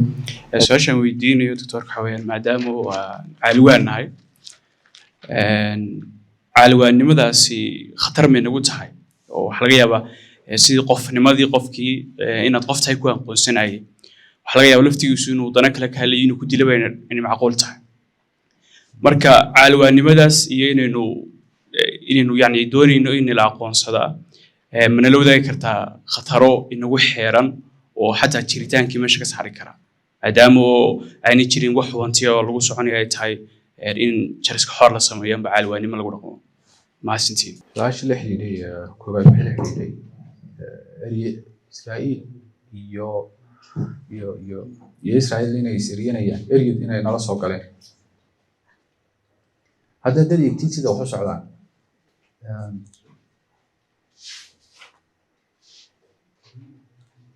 روشك سوق على دقالكي يوكرين تالكي سيدي بدو كلها وضعيف شاين أنا وأود قالة وين يا أود دبلوماسية لكن وي حركة اللي سعودة ما كنت شراء على ما أقولن كرو بتهالتر هالجرسة لكن واحد شراء وانشوف كنت شراء ريت والربا بلاوان تاي قفا بدو يسيجي أتمنى كها عبد الرحمن بدون كم سرعة بقول كويس راشن شن يأفرتن كي لا كويس راشن كي لبا قوة بكتيري لبا قوة بلوكها عربي تري كان يسحبي تري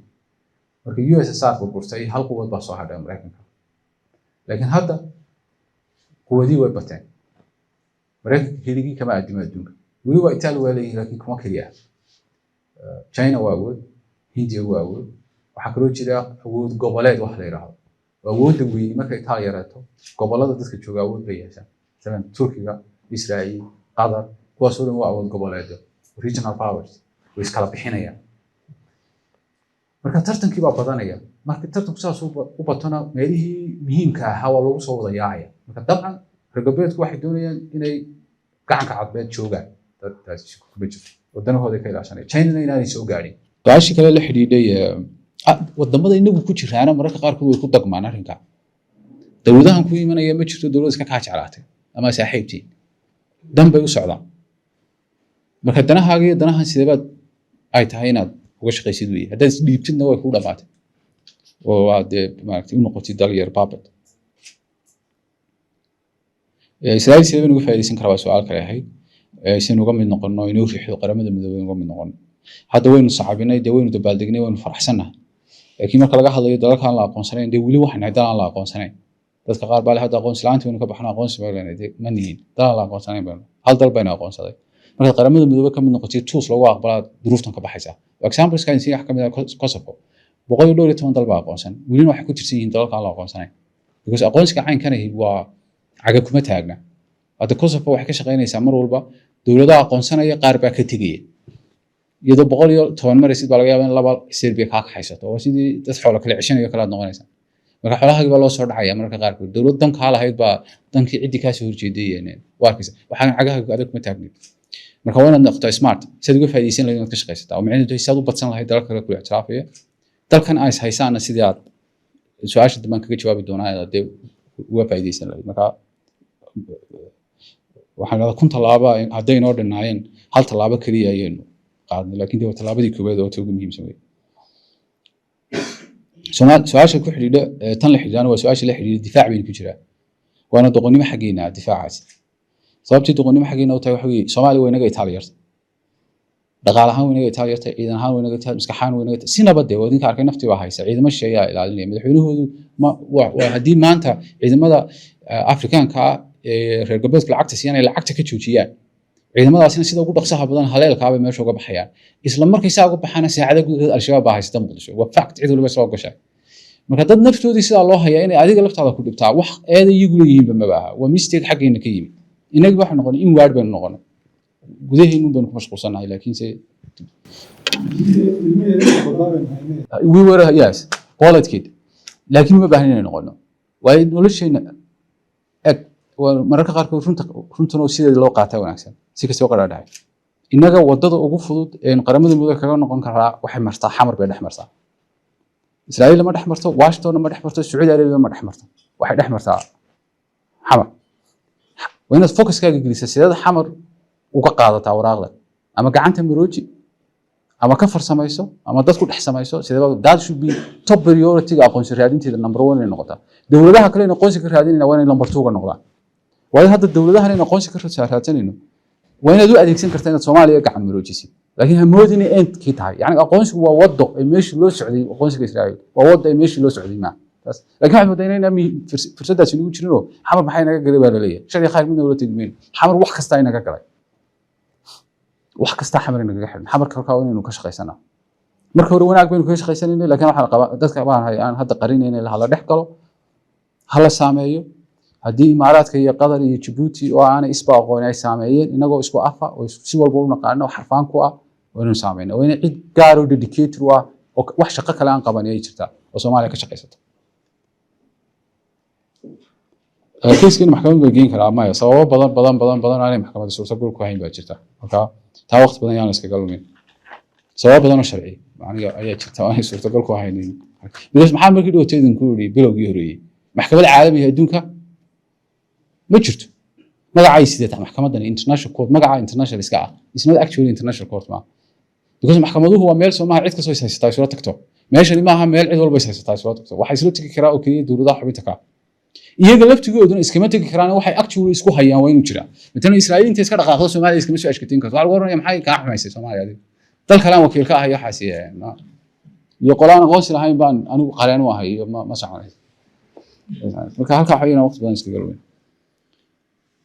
عالوه خطر منو كيني كرا ها منو كيني كرا وين كفايسنا دولدان وين يدم بيليه وين انت كفايسنا we have to be smart وين ان emotional نقول معناه waa maxay maalin dhawtana meel baan ka sheegay dawladahan xitaa in diidan dadka qaar marka la yaranayo waa cadow weena is arkin maaha kumana jecla kumana nacba Turkigu cadaawad gaar inoo qabaa ma jirto Masar cadaawad gaar inoo qabtaa ma jirto Djibouti waa saas oo kale waxaan danay eeganaya weyn darisnaan dantoodu maxay tahay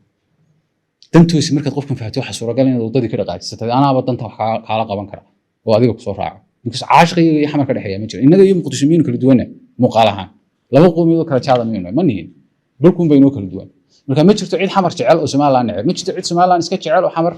iska nacab meeshan danaa la kala iibsanaya marka waa inuu ka fikiraa maxaa danay inuu yaala kaasa ka inoo yimina aad iskaga caabi kartaa ka maqan aad ku soo jiidan kartaa cid mar walba maskaxda weyn ku jirta dawlad ka soo kaasoo horjeeda why ay kaaga soo horjeeda ma aha weyn necab tahay ma aha ereygaas ma jecel dadku ku celceliyaan dal hebel bayna necab dal iska keen necab ma jirto the question is why xitaa dalka ka foga Pakistan hadduu ku cambaareeyo weyn isweydiisa sababta ay Pakistan ku cambaaranaysaa waa hay haddaad qodid wax ku balan qaaday inaad u tagaysay dan Pakistan ay leedahay ama dan toos ha ahaato ama dan dad bana noqdo aad iyo aad baa mahadsantahay Victor waxaan siinayaa guuled aad baad mahadsantahay su'aal bay soo noqos maalmahanba oo hada jeer I think dadka kale ay gelismeeyeen marka bulshada la wareysanaya ama dadka kale aad dhex gasho waxa lagu oranayaa Soomaaliya iyo Israa'iil ka waran marka taasi inay somehow uqdad nagu reebto bulshada maadaama ay jihay fara badan dawladda aan ka jirin hada jeer qof kastoo hadlaa uu Soomaaliya uu tirinayo سيمون ملسان برشة نارتف كله هذا الشر وقوة واحدة نوع سؤال شكلي وتهجم حويان إمي كذا كده وارس مركي دويد الهايت UK reform وكله حتى ولا وحنا كرون أقبلنا أو the survival people كشنا مركا إسرائيل مكون ورسنا هاي نيجي ناقش وحن ما تطبل نوجي لكن أنا أقبل نطقس وين survive جروبنا وحرمنا ون table كينا ما الله سكسكو بيد مصر. السلام عليكم. guuled iyo geeska oo maxamed xirsi matalaya way mahadsanyihiin comments yar uma ku yar dir lahaa kulli aanu su'aal ma qabo that means ma aha guuled baa wax ka tagay laakiin waxyaas yar arkaan ku yar dir lahaa oo perspective yaro kale horta dee arrintan Israa'iil guuleed imika wuxuu inoo sharxay sharciga caalamiga iyo international law wuxuu ka qabo laakiin innaga waxa aad predominant u ah waddankeena iyo dee wadamada kale islaamka aba perspective-ka shareecada islaamka iyo dee wadaadadu ay ka qabaan inta badanna iyaga had iyo jeer ale saaxadda aad u haysan doona oo laga yaabaa doodan guuleed oo kale inay aad ugu yaraato saaxadaha waa dood aan jeclaan lahayn in saaxadda aad loo keeno taa lagaga hortago wadaadadu inta badan waa laba qayb waa ideology bay inta badan laba arrimood oo markaa meesha isku haysto midna waa ideology midna waxa weeyaan pragmatism wadaadadu inta badan ideology bay wax ku baysgareeyaan matalan badda waxay ku odhan karaan inagu ma aaminsanin ay ku odhan karaan xuduudu waa ideology muslim brotherhood ku ay aaminsan yihiin maaha laakiin dee wax diiniyan meel ku qoran pragmatic markaad eegto inaga diinteenu markaad dhinac aad u eegto waa pragmatic quraanka haddaad eegto xaaladu la dhiilgaraynaya cases pragmaticina way jiraanoo dee nebigu calayhi salaatu wasalaam markuu xudaybiya heshiiskii uu gelayay sulh xudaybiya kiis pragmatic buu ahaa halkaa waxaa kasoo dhex baxaysa wax arrin qalad iyo sax toon aan la odhan karin matalan marka lagula gelayo sharci ah nin soo islaamay noo soo celi nebiga lagu lahaa hadafkiisuna uu ahaa dadka inuu soo muslimiyo isaguna uu heshiis kaa qaatay maxaa la odhan karaa waa qalad iyo waa sax midna lama odhan karo laakiin waa dan marka dee diinteenu waa more pragmatic wadaadadu laakiin ideology bay ka dhigi doonaan waad arki doontaan inay odhan doonaan diiniyan cabdiraxmaan bashiir maanta wuxuu lahaa diiniyan sax maaha in Israa'iil lala galo legally marka from Islamic perspective laga eego marka aayado aan relevant ahayn xitaa ay soo qaadanayaan wadaadadu hadhowto wactasimu bixablillahi jamiican walaa tafarraquu ay odhan doonaan taasi dee waxay xitaa relevant ku tahay waddankeena dhexdiisa inaynu inagu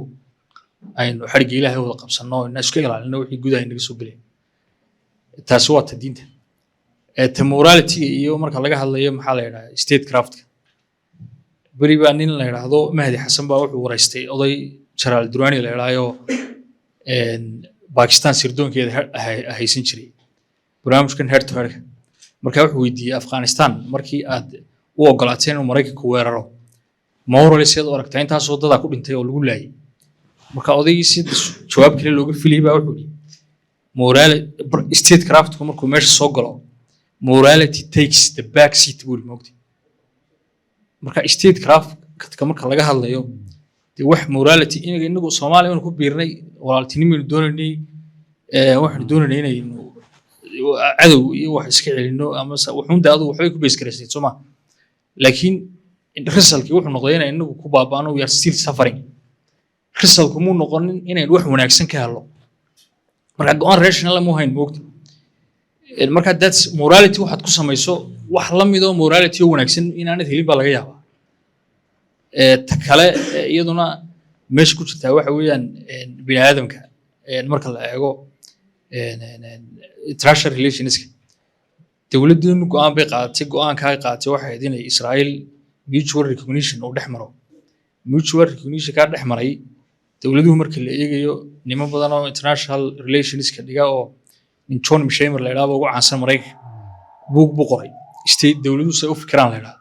marka assumption buu qaato wuxuu leeyahay dawladuhu go'aan kasta ay qaataan war rational resultka wuxuu doonaa ahdo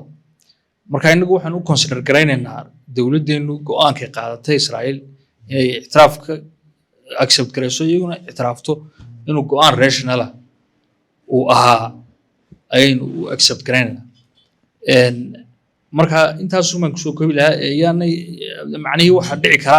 in moral dilemma inagu dhaco si imkeen intu sheegisay lahayd hadhow qof kasta markuu yiraahdo Israa'iil baa ina aqoonstay Israa'iil inay hadhow toolo qofka crisis moral dilemma ku dhaco laakiin qisa yar baa jirto aniga igu saabsano ninka Israa'iil haystay Netanyahu la yiraahdo siyaasiyiintan adduunka ugu dhageysi badan ayuu ku jiray waraysidiisa buugtiisa waa nin aad u khatar ah xagga adduunka dhan waxay yaqaanaan ninkaas oo waxay yiraahdaan waa politically genius ninkaas sida ahaa markii qisa ay dhibtu ka dhacday wuxuu noqday ninkan adduunka ugu nacabay maadaama waxaas u dhib geystay haddana maalintii dhawiduuna ictiraafay ayaa wuxuu noqday ya nin ka mida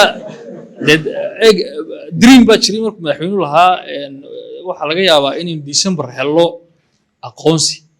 marka dreamkaygu waxay ahayd talow sidii Kosovo madaxweyne soo istaagaa sidii George Bush baa ayaa aqoonsaday moogtay Kosovo marka isaga soo istaagay oo yiri waan aqoonsaday Kosovo oo soo istaagay uu Real buu la hadlay aan ka fikir jiray talow waa kan madaxweynuhu wax ka hadlay ma Trump baa maalin soo istaago cirrayn soo istaajiyo oran doona waan ictiraaf jimcaan ku soo toosay anuu hurdan Netanyahu iyo la maxaa la yiraahdaa yaa bay ugu noqotay moogtay marka moral dilemma yaanay idinku noqonin inay Israa'iil inay ictiraaftay aanay cidna ku noqonin way wadanteena wad maasantiin oo kale aad iyo aad baa baahantahay Cabdiqaadir halkaasaan in yar oo waxaan xoojinayaa uun arrinta ku saabsan narrative inaga difaac ku jirnaa sheekooyinka ku saabsan qiyamka iyo akhlaaqda ku saabsan oo laynoo adeegsanayo ayaana laynoo isticmaalaya waxay noo isticmaalaya Soomaaliya oo sidoo ognahay dawlad dalahan been ku dhisan hataa iriyadan ay maqranaysaa xeerarka caalamiga iyo waxaan la isticmaalay matalan territorial integrity Soomaaliya territorial integrity ma lahayn kaan lahayn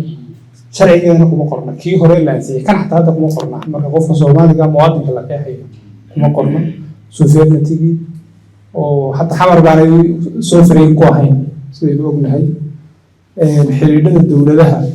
oo aad tilmaantay ma garanaysaa laba dal xiriirka ka dhaxeeya sidoo khusaynayo dalka مثلا xiriirka Soomaaliland iyo Israa'iil ilaa heerkeedu uu khusaynayo Falastiiniinta ama Falastiin khusaynayo waa ku noqon doonta iyo مثلا marka morality-ga laga hadlayo Israa'iil waa sax dhibaato aad u weyn baa Falastiiniinta ay u geysatay laakiin mushkiladda guud ee bariga dhexe marka laga hadlayo xasuuq bini aadan ama dadweyn haddii laga hadlayo Suuriya ahoo rubul milyan Suuriyaana ay dawladda soo yeeshay Soomaaliya hadda aynu ka hadlayno tirada Soomaalida ee state-ka ama dawladda Soomaaliya ay dishay Israa'iil ma dilin intii ay bariga dhexe ay ku jirtay marka arrimaha morality-ga lagu dul dhisayo tana ka badan Myanmar hadda soo qaaday Myanmar muddo 24,000 inta la hubo hadda lagu maxkamadeynayo oo muslimiin oo Rohingya ay xasuuq intii kalena way saartay imika waxyaabaha looga baqanayo maaragtay dacaayadaha loo isticmaalaya maaragtay dadka Gaza laga saaraya dhulkooda waa wax aan dhicin laakiin laga cabsanayo laakiin tan way dhacday waa stateless weeye dadka Rohingya shalay way Soomaaliya ay la galeysay heshiis ma garanaysaa partner safaarada isdhaafsanayeen marka narrative-keena aan dhisnayn waxay la xiriirtaa maaragtay su'aashaas deeqan iyo faalladaas ma garanaysaa Cabdiqaadir marka waxaan ku noqon doonaa laba su'aalood oo kale qaadan doonaa mise saddex baan filayaa saddexdaas aynu kusoo gabagabayn doonaa waxaan siinayaa inanta haween maadaama ay ugu yar yihiin waa inaan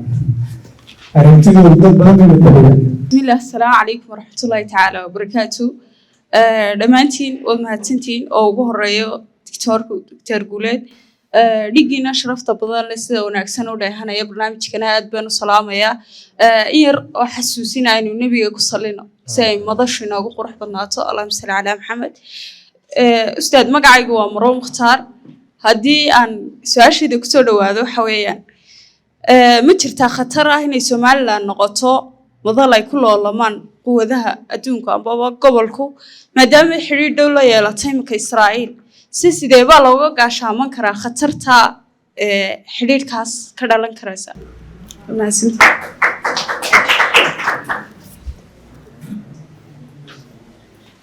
markay faruhu bataan waxa kugu adkaanaysa kala doorashada inanka koonaha si isaga ugu horreeya filaya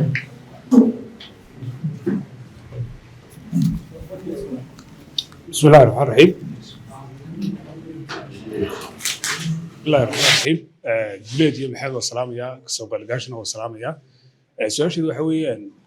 Somaliland waxay raadinaysaa waa ictiraaf caalami ah hadda un baynu waxay la tahay inaynu albaabkeedii gallay marka Somaliland waa la yaqaanaa xuduudeeda waa different border marka ictiraafka ay Somaliland caalamiga raadinayso waxaa jira dhul aanay Somaliland maanta aanay magaraysaa maamulin marka ictiraafka aynu raadinaynaa saameyn ma ku yeelanaya dhulka inaga maqan waa su'aasha weyn Axmed Cilmi laba su'aalood baan qabaa mid waxaan doonayaa inaan faalladiina kaasaan sii raacinayaayo waxa weeye morality-ga in si selective loo isticmaalo maxay ka dhigan tahay tusaalaha diintii iyo akhlaaqdii iyo meelaha qaar la weaponize gareeyo imka Somaliland waxaad arkaysaa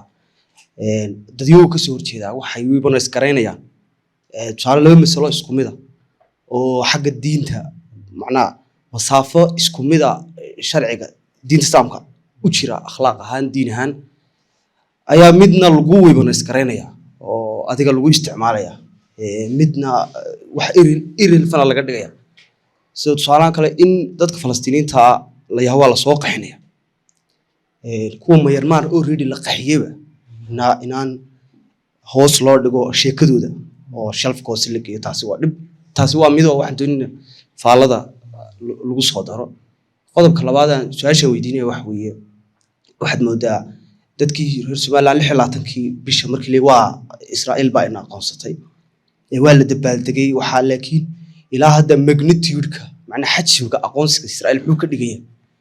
iyo dhinacyada saameynta inuu yeelanayo whether inay positive tahay iyo negative tahay tay doonto waxaan noqotay marka waxaad moodaa ilaa hadda dadkii inay aqoonsiga Israa'iil ugu joogtay dabaaldegii khayriyada laakiin what's next ilaa hadda inaan aan dadka maasisku aad u fahansaneen oo aanay faahfaahin badan kahayn marka bal maxay ka dhigan tahay dhinacyada iyo dimensionska iyo magnitude-ka labada shay waa masiti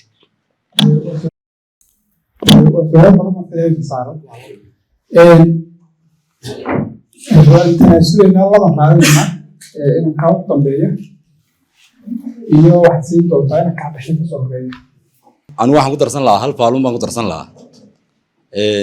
faalada lafteedu dhowr dimension bay leedahay horta waa dimensionka koowaad haddii aan eego waxaa jira imika heshiis Abraham Accords oo loo badinayo lafteeda in Somaliland saxiixi doonto heshiiska waxaan xasuusaa maalintii United Arab Emirates ay saxiixeen 2020gii maqaal laga qoray oo la yiri maqaalkaas wuxuu ahaa the biggest loser of qofkii cidda ugu weyn ee ku khasaaraysa heshiiska Imaaraadku ay saxiixeen normalizationku waxa weeyaan baa la yiri ma aha Iran ee waa Egypt oo inaad xasuusataan in kale mooyaane Egypt waxay fan in badan kaga qaadanaysay wadamada westernka inay tahay amba ay isku dhigaysay in ay tahay meesha laga ilaaliyo nabadda Israa'iil oo saadaradeed waxa jira wadamo badan oo reer galbeed ah oo ku taageerayay fan mid military iyo mid dhaqaalaba si ay Egypt maadaama boos muhiim ugu jirtay carabta wadamada badankooduna ay diidanayeen qadiyadan Israa'iil saadaradeed Egypt markasto oo normalizationka amba wadamada heshiiska la Israa'iil ay sii kordhaanba roolkii ay westernka iyo Israa'iil ay ugu jirtay Egypt hoos buu sii dhacaya oo waa sababta inta badan aad aragto Masar ama markii Somaliland ay noqoto diidan inaynu heshiis la galno Israa'iil oo kale way roolkii ay ku lahayd baa hoos u dhacaya taasi waa mid tan kale morality-ga haddii aan ku soo noqdo inta badan morality-gu inankaas sheego waa selective imika Turkey oo kale wuxuu aaminsan yahay markay noqoto China one China policy uu aaminsan yahay oo self determination ka Taiwan waa ka soo horjeeda bilcagsi markay Qobrus noqoto North Qobruska self determination keeda inay xaq u leedahay uu aaminsan yahay oo waxaad arkaysaa halka contradiction-ka uu markaliya wada samaynayo inuu midna diiday self determination-ka ay xaq u lahaayeen wadan kalena uu ogolaaday inuu xaq u leeyahay self determination-ka dimension-ka saddexaad haddii aan ku soo daro faaladayda waxa weeyaan inta badan waxaynu aragnaa imika wadanka United Arab Emirates oo dad badani ay yiraahdaan waa dawlad shar adduunka sideedaba dawlad shar iyo dawlad khayri ma jirto iyagoo ugu soo xiganaya inay taageerto kooxo aan legitimacy amba dowladnimada sifa sharciya ku haysan inay taageertay ama ay maalgeliso inta badan bay ku eedeeyaan laakiin taa waxa haddaad taariikhda dib aynu ku noqono waxaad arkaysaa wadamo waaweyn oo sida masar iminka masar oo kale iyo sacuudi carabiya waxay taageerayeen khaliifa xaftar bay taageerayeen berigii markii uu rabay inuu Tripoli qabsado oo dowladdii legitimacy-ga ahaa uu ka soo horjeeday sidoo kale marka la joogo Suudaan oo kale markii hore waa la socotay RSF oo kale raggii taageeray ee lacagta ku bixiyay maalgeliyay soo saaray sacuudi carabiya ahaayeen oo markay dagaalkii Yemen ay ka dagaalamayeen RSF tuna xasuusataan in kale mooyaane lagula dagaalamayay xuutiyiinta sacuudiga ayaa dhaqaalaha iyo lacagta siinaya RSF marka dowlad shar ama dowlad khayr oo adduunka ka jira inta badan ma jirto ee kolba waa dhankaad ka eegto marka narrative-ka la inoo dhisay turkiguna waa dowlad khayr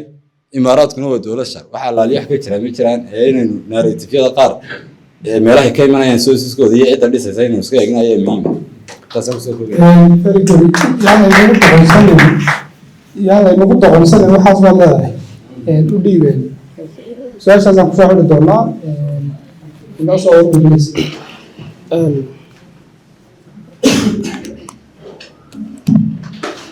بسم الله الرحمن الرحيم السلام يا مدشي لبا دكتوربا magacay waa Cabul Caashe waxaan doonayaa inaan weydiiyo doctorka su'aal iska kooban su'aashaas waxa weeyaan inta badan waxaanu aragnaa siyaasiyiinteena Somaliland marka ay ka hadlayaan arrin Soomaaliya ku wajahan maadaama Soomaaliya sida caadiga ah waxa naga dhexeeyay qadaayad jiritaan oo iyagoo dantooda ilaashanaya ay Somaliland u diidan yihiin maxay tahay jiritaankeeda haddana waxaad moodaa siyaasiyiinta reer Somaliland in ereyada ay ku hadlaan iyo siiqada ay hadlaan gacaltooyo badan ka buuxdo dad hamranaya ay yihiin oo ay cagsi isku yihiin sida qoliyaha kale u dhiiran yihiin waxaana uga gorgortamin dantooda iyagu ay jiritaanka nooga hamradaan dhaqanka noocaasi muxuu ku yeelanayaa saameyn mindsetka dhalinyarada reer Somaliland ee iminka doctorku lahaa markay hadlayaan waa in 15 sentence ay sheegaan 2 sentence uun ka ahaato waxyaabihii rejiimkii falay iyo midowgii iyo waxyaabaha intaasaan kusoo koobaysaa aad iyo aad baad u mahadsantihiin su-aalaha intaas baynu kusoo xiri doonaa waxaynu gudbi doonaa jawaabaha qof walba waan jeclaa inaan siiyo anu dabeecad ahaan waxaan ay dadka jecel inay dadka hadlaan sidaa awgeed hadda laftarkeeda controlka waqtigu aad buu igu yaraa waqtigeena u talagalnay saacad iyo 5 daqiiqo waxa uu noqday 2 saacadood marka intaasaynu kusoo gabagabayn doonaa qof kastoo gacanta taagay waan ka tegey waqtiga ay noo saamixi waayey laakiin waan jeclay inuu hadlo aad buu mahadsantiin doctor soo dhow anigu waxaan ahay dadka aaminsan inay saamayso dadku soo go'aan qaataan way qofku dee meel vacuum oo maran kama go'aan qaadanayo oo dadku meel kuma wada joogaan qaar baa leedahay waxbaan isu nahay qaar baa magaranaysaa ariga kaa iibsado oo aad xasuusanaysaa dadku isku mid maaha marka moraaltigu ku saameynaysaa ee waxaanay ahayn iyadu shayga keliya wax go'aamiya baan ahayn adeeg shayga keliya wax go'aamiya ayaan ahayn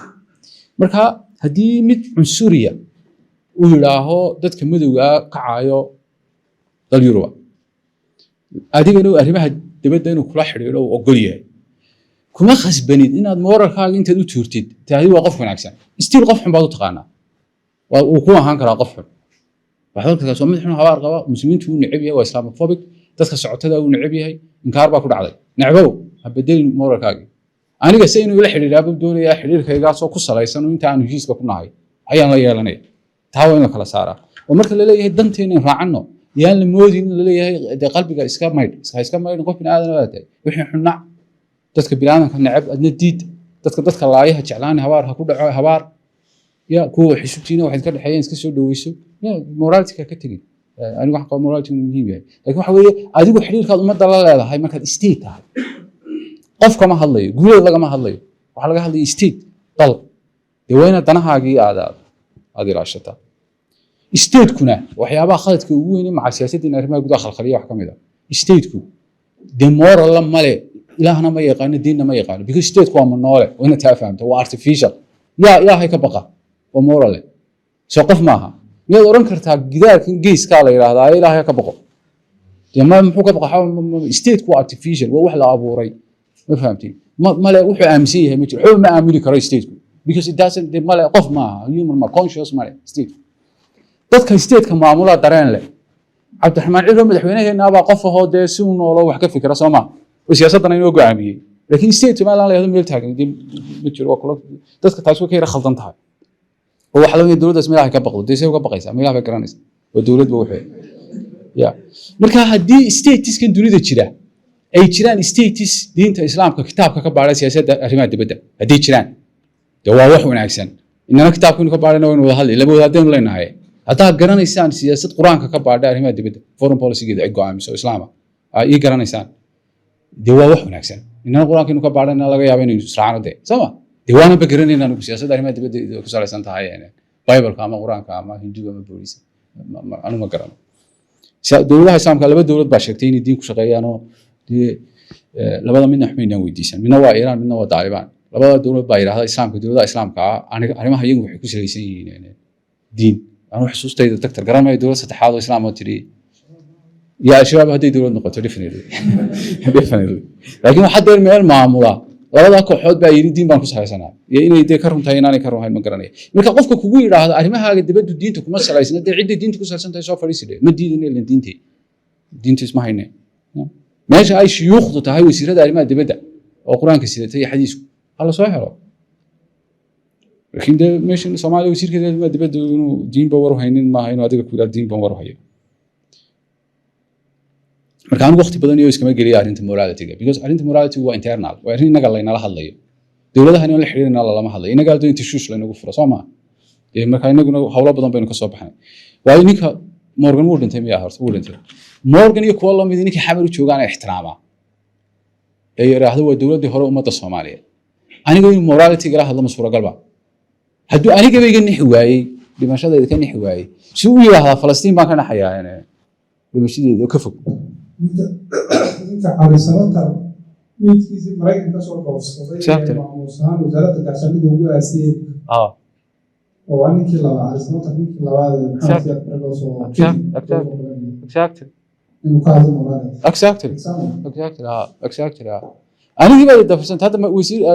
safiirkii u joogay soomaaliya UN-ka wixii safiirka ingiriisku shibayo dhan kama caroon wuxuu ka carooday markii la yiri dad baa dowladdu lays ya markaasuu xitaa buuggiisu tayntu meel iska dhigay galoka fuul bilaabay muxuu ku diidayaa qofkaas hadduu moral leeyahay magaada runta walaalbaa berigi waa lagu dilay waan ka xumaa yani waa selective baad tahdeen soo maaha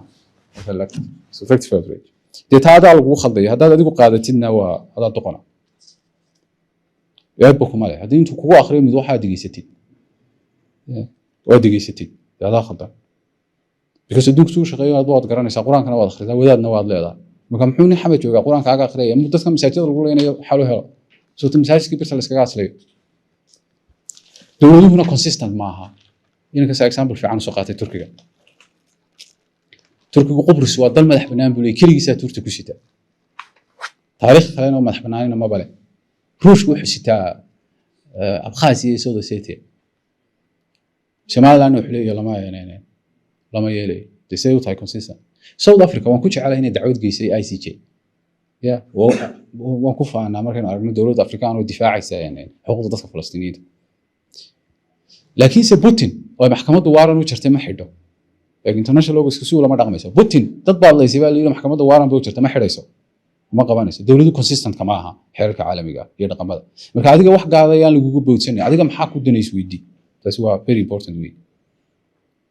Somaliland khatar ma ku noqon kartaa caalwaaga way isku soo noqonaysaa arrinkaasi ha khatar way nagu noqon kartaa because way taxaddaraa wixii danan waynu qaadana wixii xuna waynu iska xidhnaa waynayna package weey waxan shalay kharba way la socdaan negative and positives labada waynu iska qabanaa ayay noqonaysaa dhul hadduu kaa maqan yahay baa su-aale ahayd aqoonsigii wax ma yeelaysaa maya dowladaha afrika badankooda dhulkooda ma wada xukumaan jabhadaha ka haysta congo intee in leeg baa jabhad haysata dalkii congo miyuu baaba'ya maya maa marka xitaa haddii burca la soo gaaro isnada big deal dee waa dhulkayga aniga waa big deal laakiin statehoodka khatar kuma as long as dul qeexan aad garanaysid waa iska okay wey marka iyagana weerar qaadino is odhan ilxaad ka soo xidha nabad aynu ka shaqayno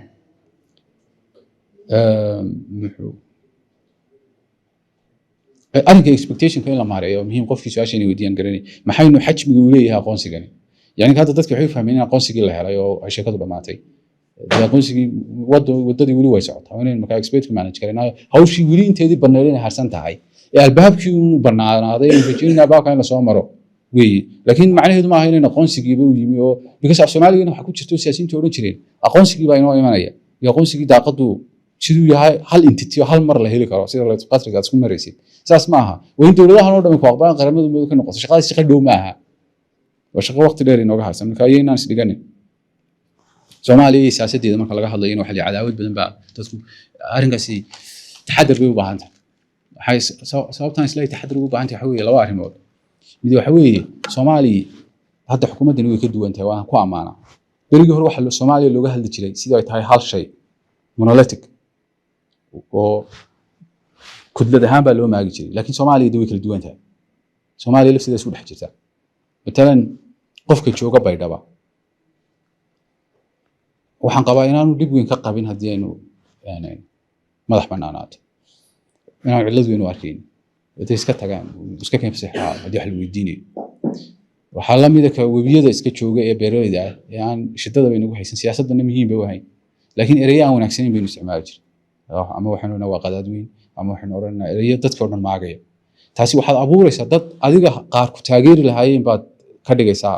hal shay marka waa inaad isweydiisaa dadka Soomaaliya jooga imisaa dhibanayaal iska ah oo systemkan baan ogolayn imisaa indifferent ah waxba aanay ka gelin qalbigooda soo jiidan kartaa inteebaa se ka go'an tahay inay yahaan Soomaaliya ma tegi karto ana waxay mujtamaca haddii la eego si guud inta ay aadka uga go'an tahay inay in yar tahay marka loo eego inta aan wax badan ka gelin ama iska ka fasix lahayd ba ama mashaakil u arag marka khaladaadkii uu sameyn jiray waxa kamid ah in Soomaaliya kudlad kaliya ka dhigi jiray wada maagi jiray dadna meel inaga soo wada miisi jireen Soomaaliya markaan ka hadlayno inaan ka hadalaa intaynu hayno ee aan doonaynin inaynu gaar noqono oo sababtan waxay weyn inagu dhex galaa deeq qabsana because maxaad ku maagaysaa qofka jooga hadda example badan waxa loo soo qaataa wala weyn tuulada wala weyn marka iyaga maagayno maxay wala weyn waxa inagu ma sameeyno masaakilada halka iska jooga iyaga dulman oo hadda qoriyo lagu haystaa waxa laga yaabaa inay marka horta taa weyn ka taxadaraa waa qodobka labaad dabcan gudahana dhalinyarada waa inaad ka ilaalisaa hadda inay caashaqaan muqdisho waa sax taasina waxaad ka ilaalisaa marka waa fine line miyaa la yiraahdaa meel aad labada isu miisaamisid wayna jirtaayo haddaa de waxay ku kala duwan yihiin bas sheeg weydidna waxa laga yaabaa hay'adda todobati jirka inuu kugu yiraahdo de marka so what soma marka in dadka taariikhda loo dhigo marka in leeyahay arrinta dilkii iyo wixii dhacay taariikhda ha ka hadlina idinama lihi gudihiina ha ka hadlina marka adduunka la hadlaysid adigu wayna dadkaaga bartaa waa sax taariikhdaada iyo jiritaankaaga iyo micnahaaga iyo waxaad ka faa'iidaysid laakiin international community marka la hadlaysid ha isku confuse gareyn inaad maanta dhan ka sheekaysid marka waa fine line inagu inaan cibaasho abuurin dadkaasna inaan ka soo qaadin dad isku mid ah oo inaan fahmanayn dad kala duwan yihiin waana inaan sidaynu uga heli lahayn taageero ka shaqeyna way haddii aakhirka kuwa fasaxaan baarlamaankooda ansixiyo qolada waanu iska daynay de waa wax wanaagsan oo ka deg dhaqso badan haddaynu isku dayno 199 dowladoodba dowlad walba inaynu gaarkeeda aynu u qancino taasina waxay ku xidhantahay dadka Soomaalida ah inaynu maaragtay gacanta la galo waa inaan marti ku noqonin xamare mar haddii Djibouti joogto Masar joogto cid walba joogto inagu inaynu joogno la hadalo oo de ma doonay hoos ugu degay there are so many ways ay dadka xamar jooga qaar inoo raaci karaan sababo fara badan oo qaar badan oo kamid ah inoo taageeri karaan ayaa jiro iyaga qabaayil kala ah oo aan xitaa isku dhinac u socon يا صاحبي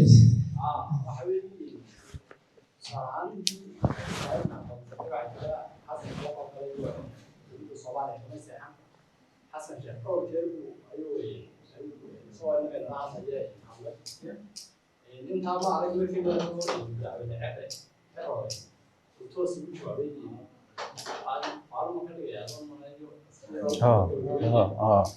waan arag markii diyada madaxweynaha oo toos u jawaabay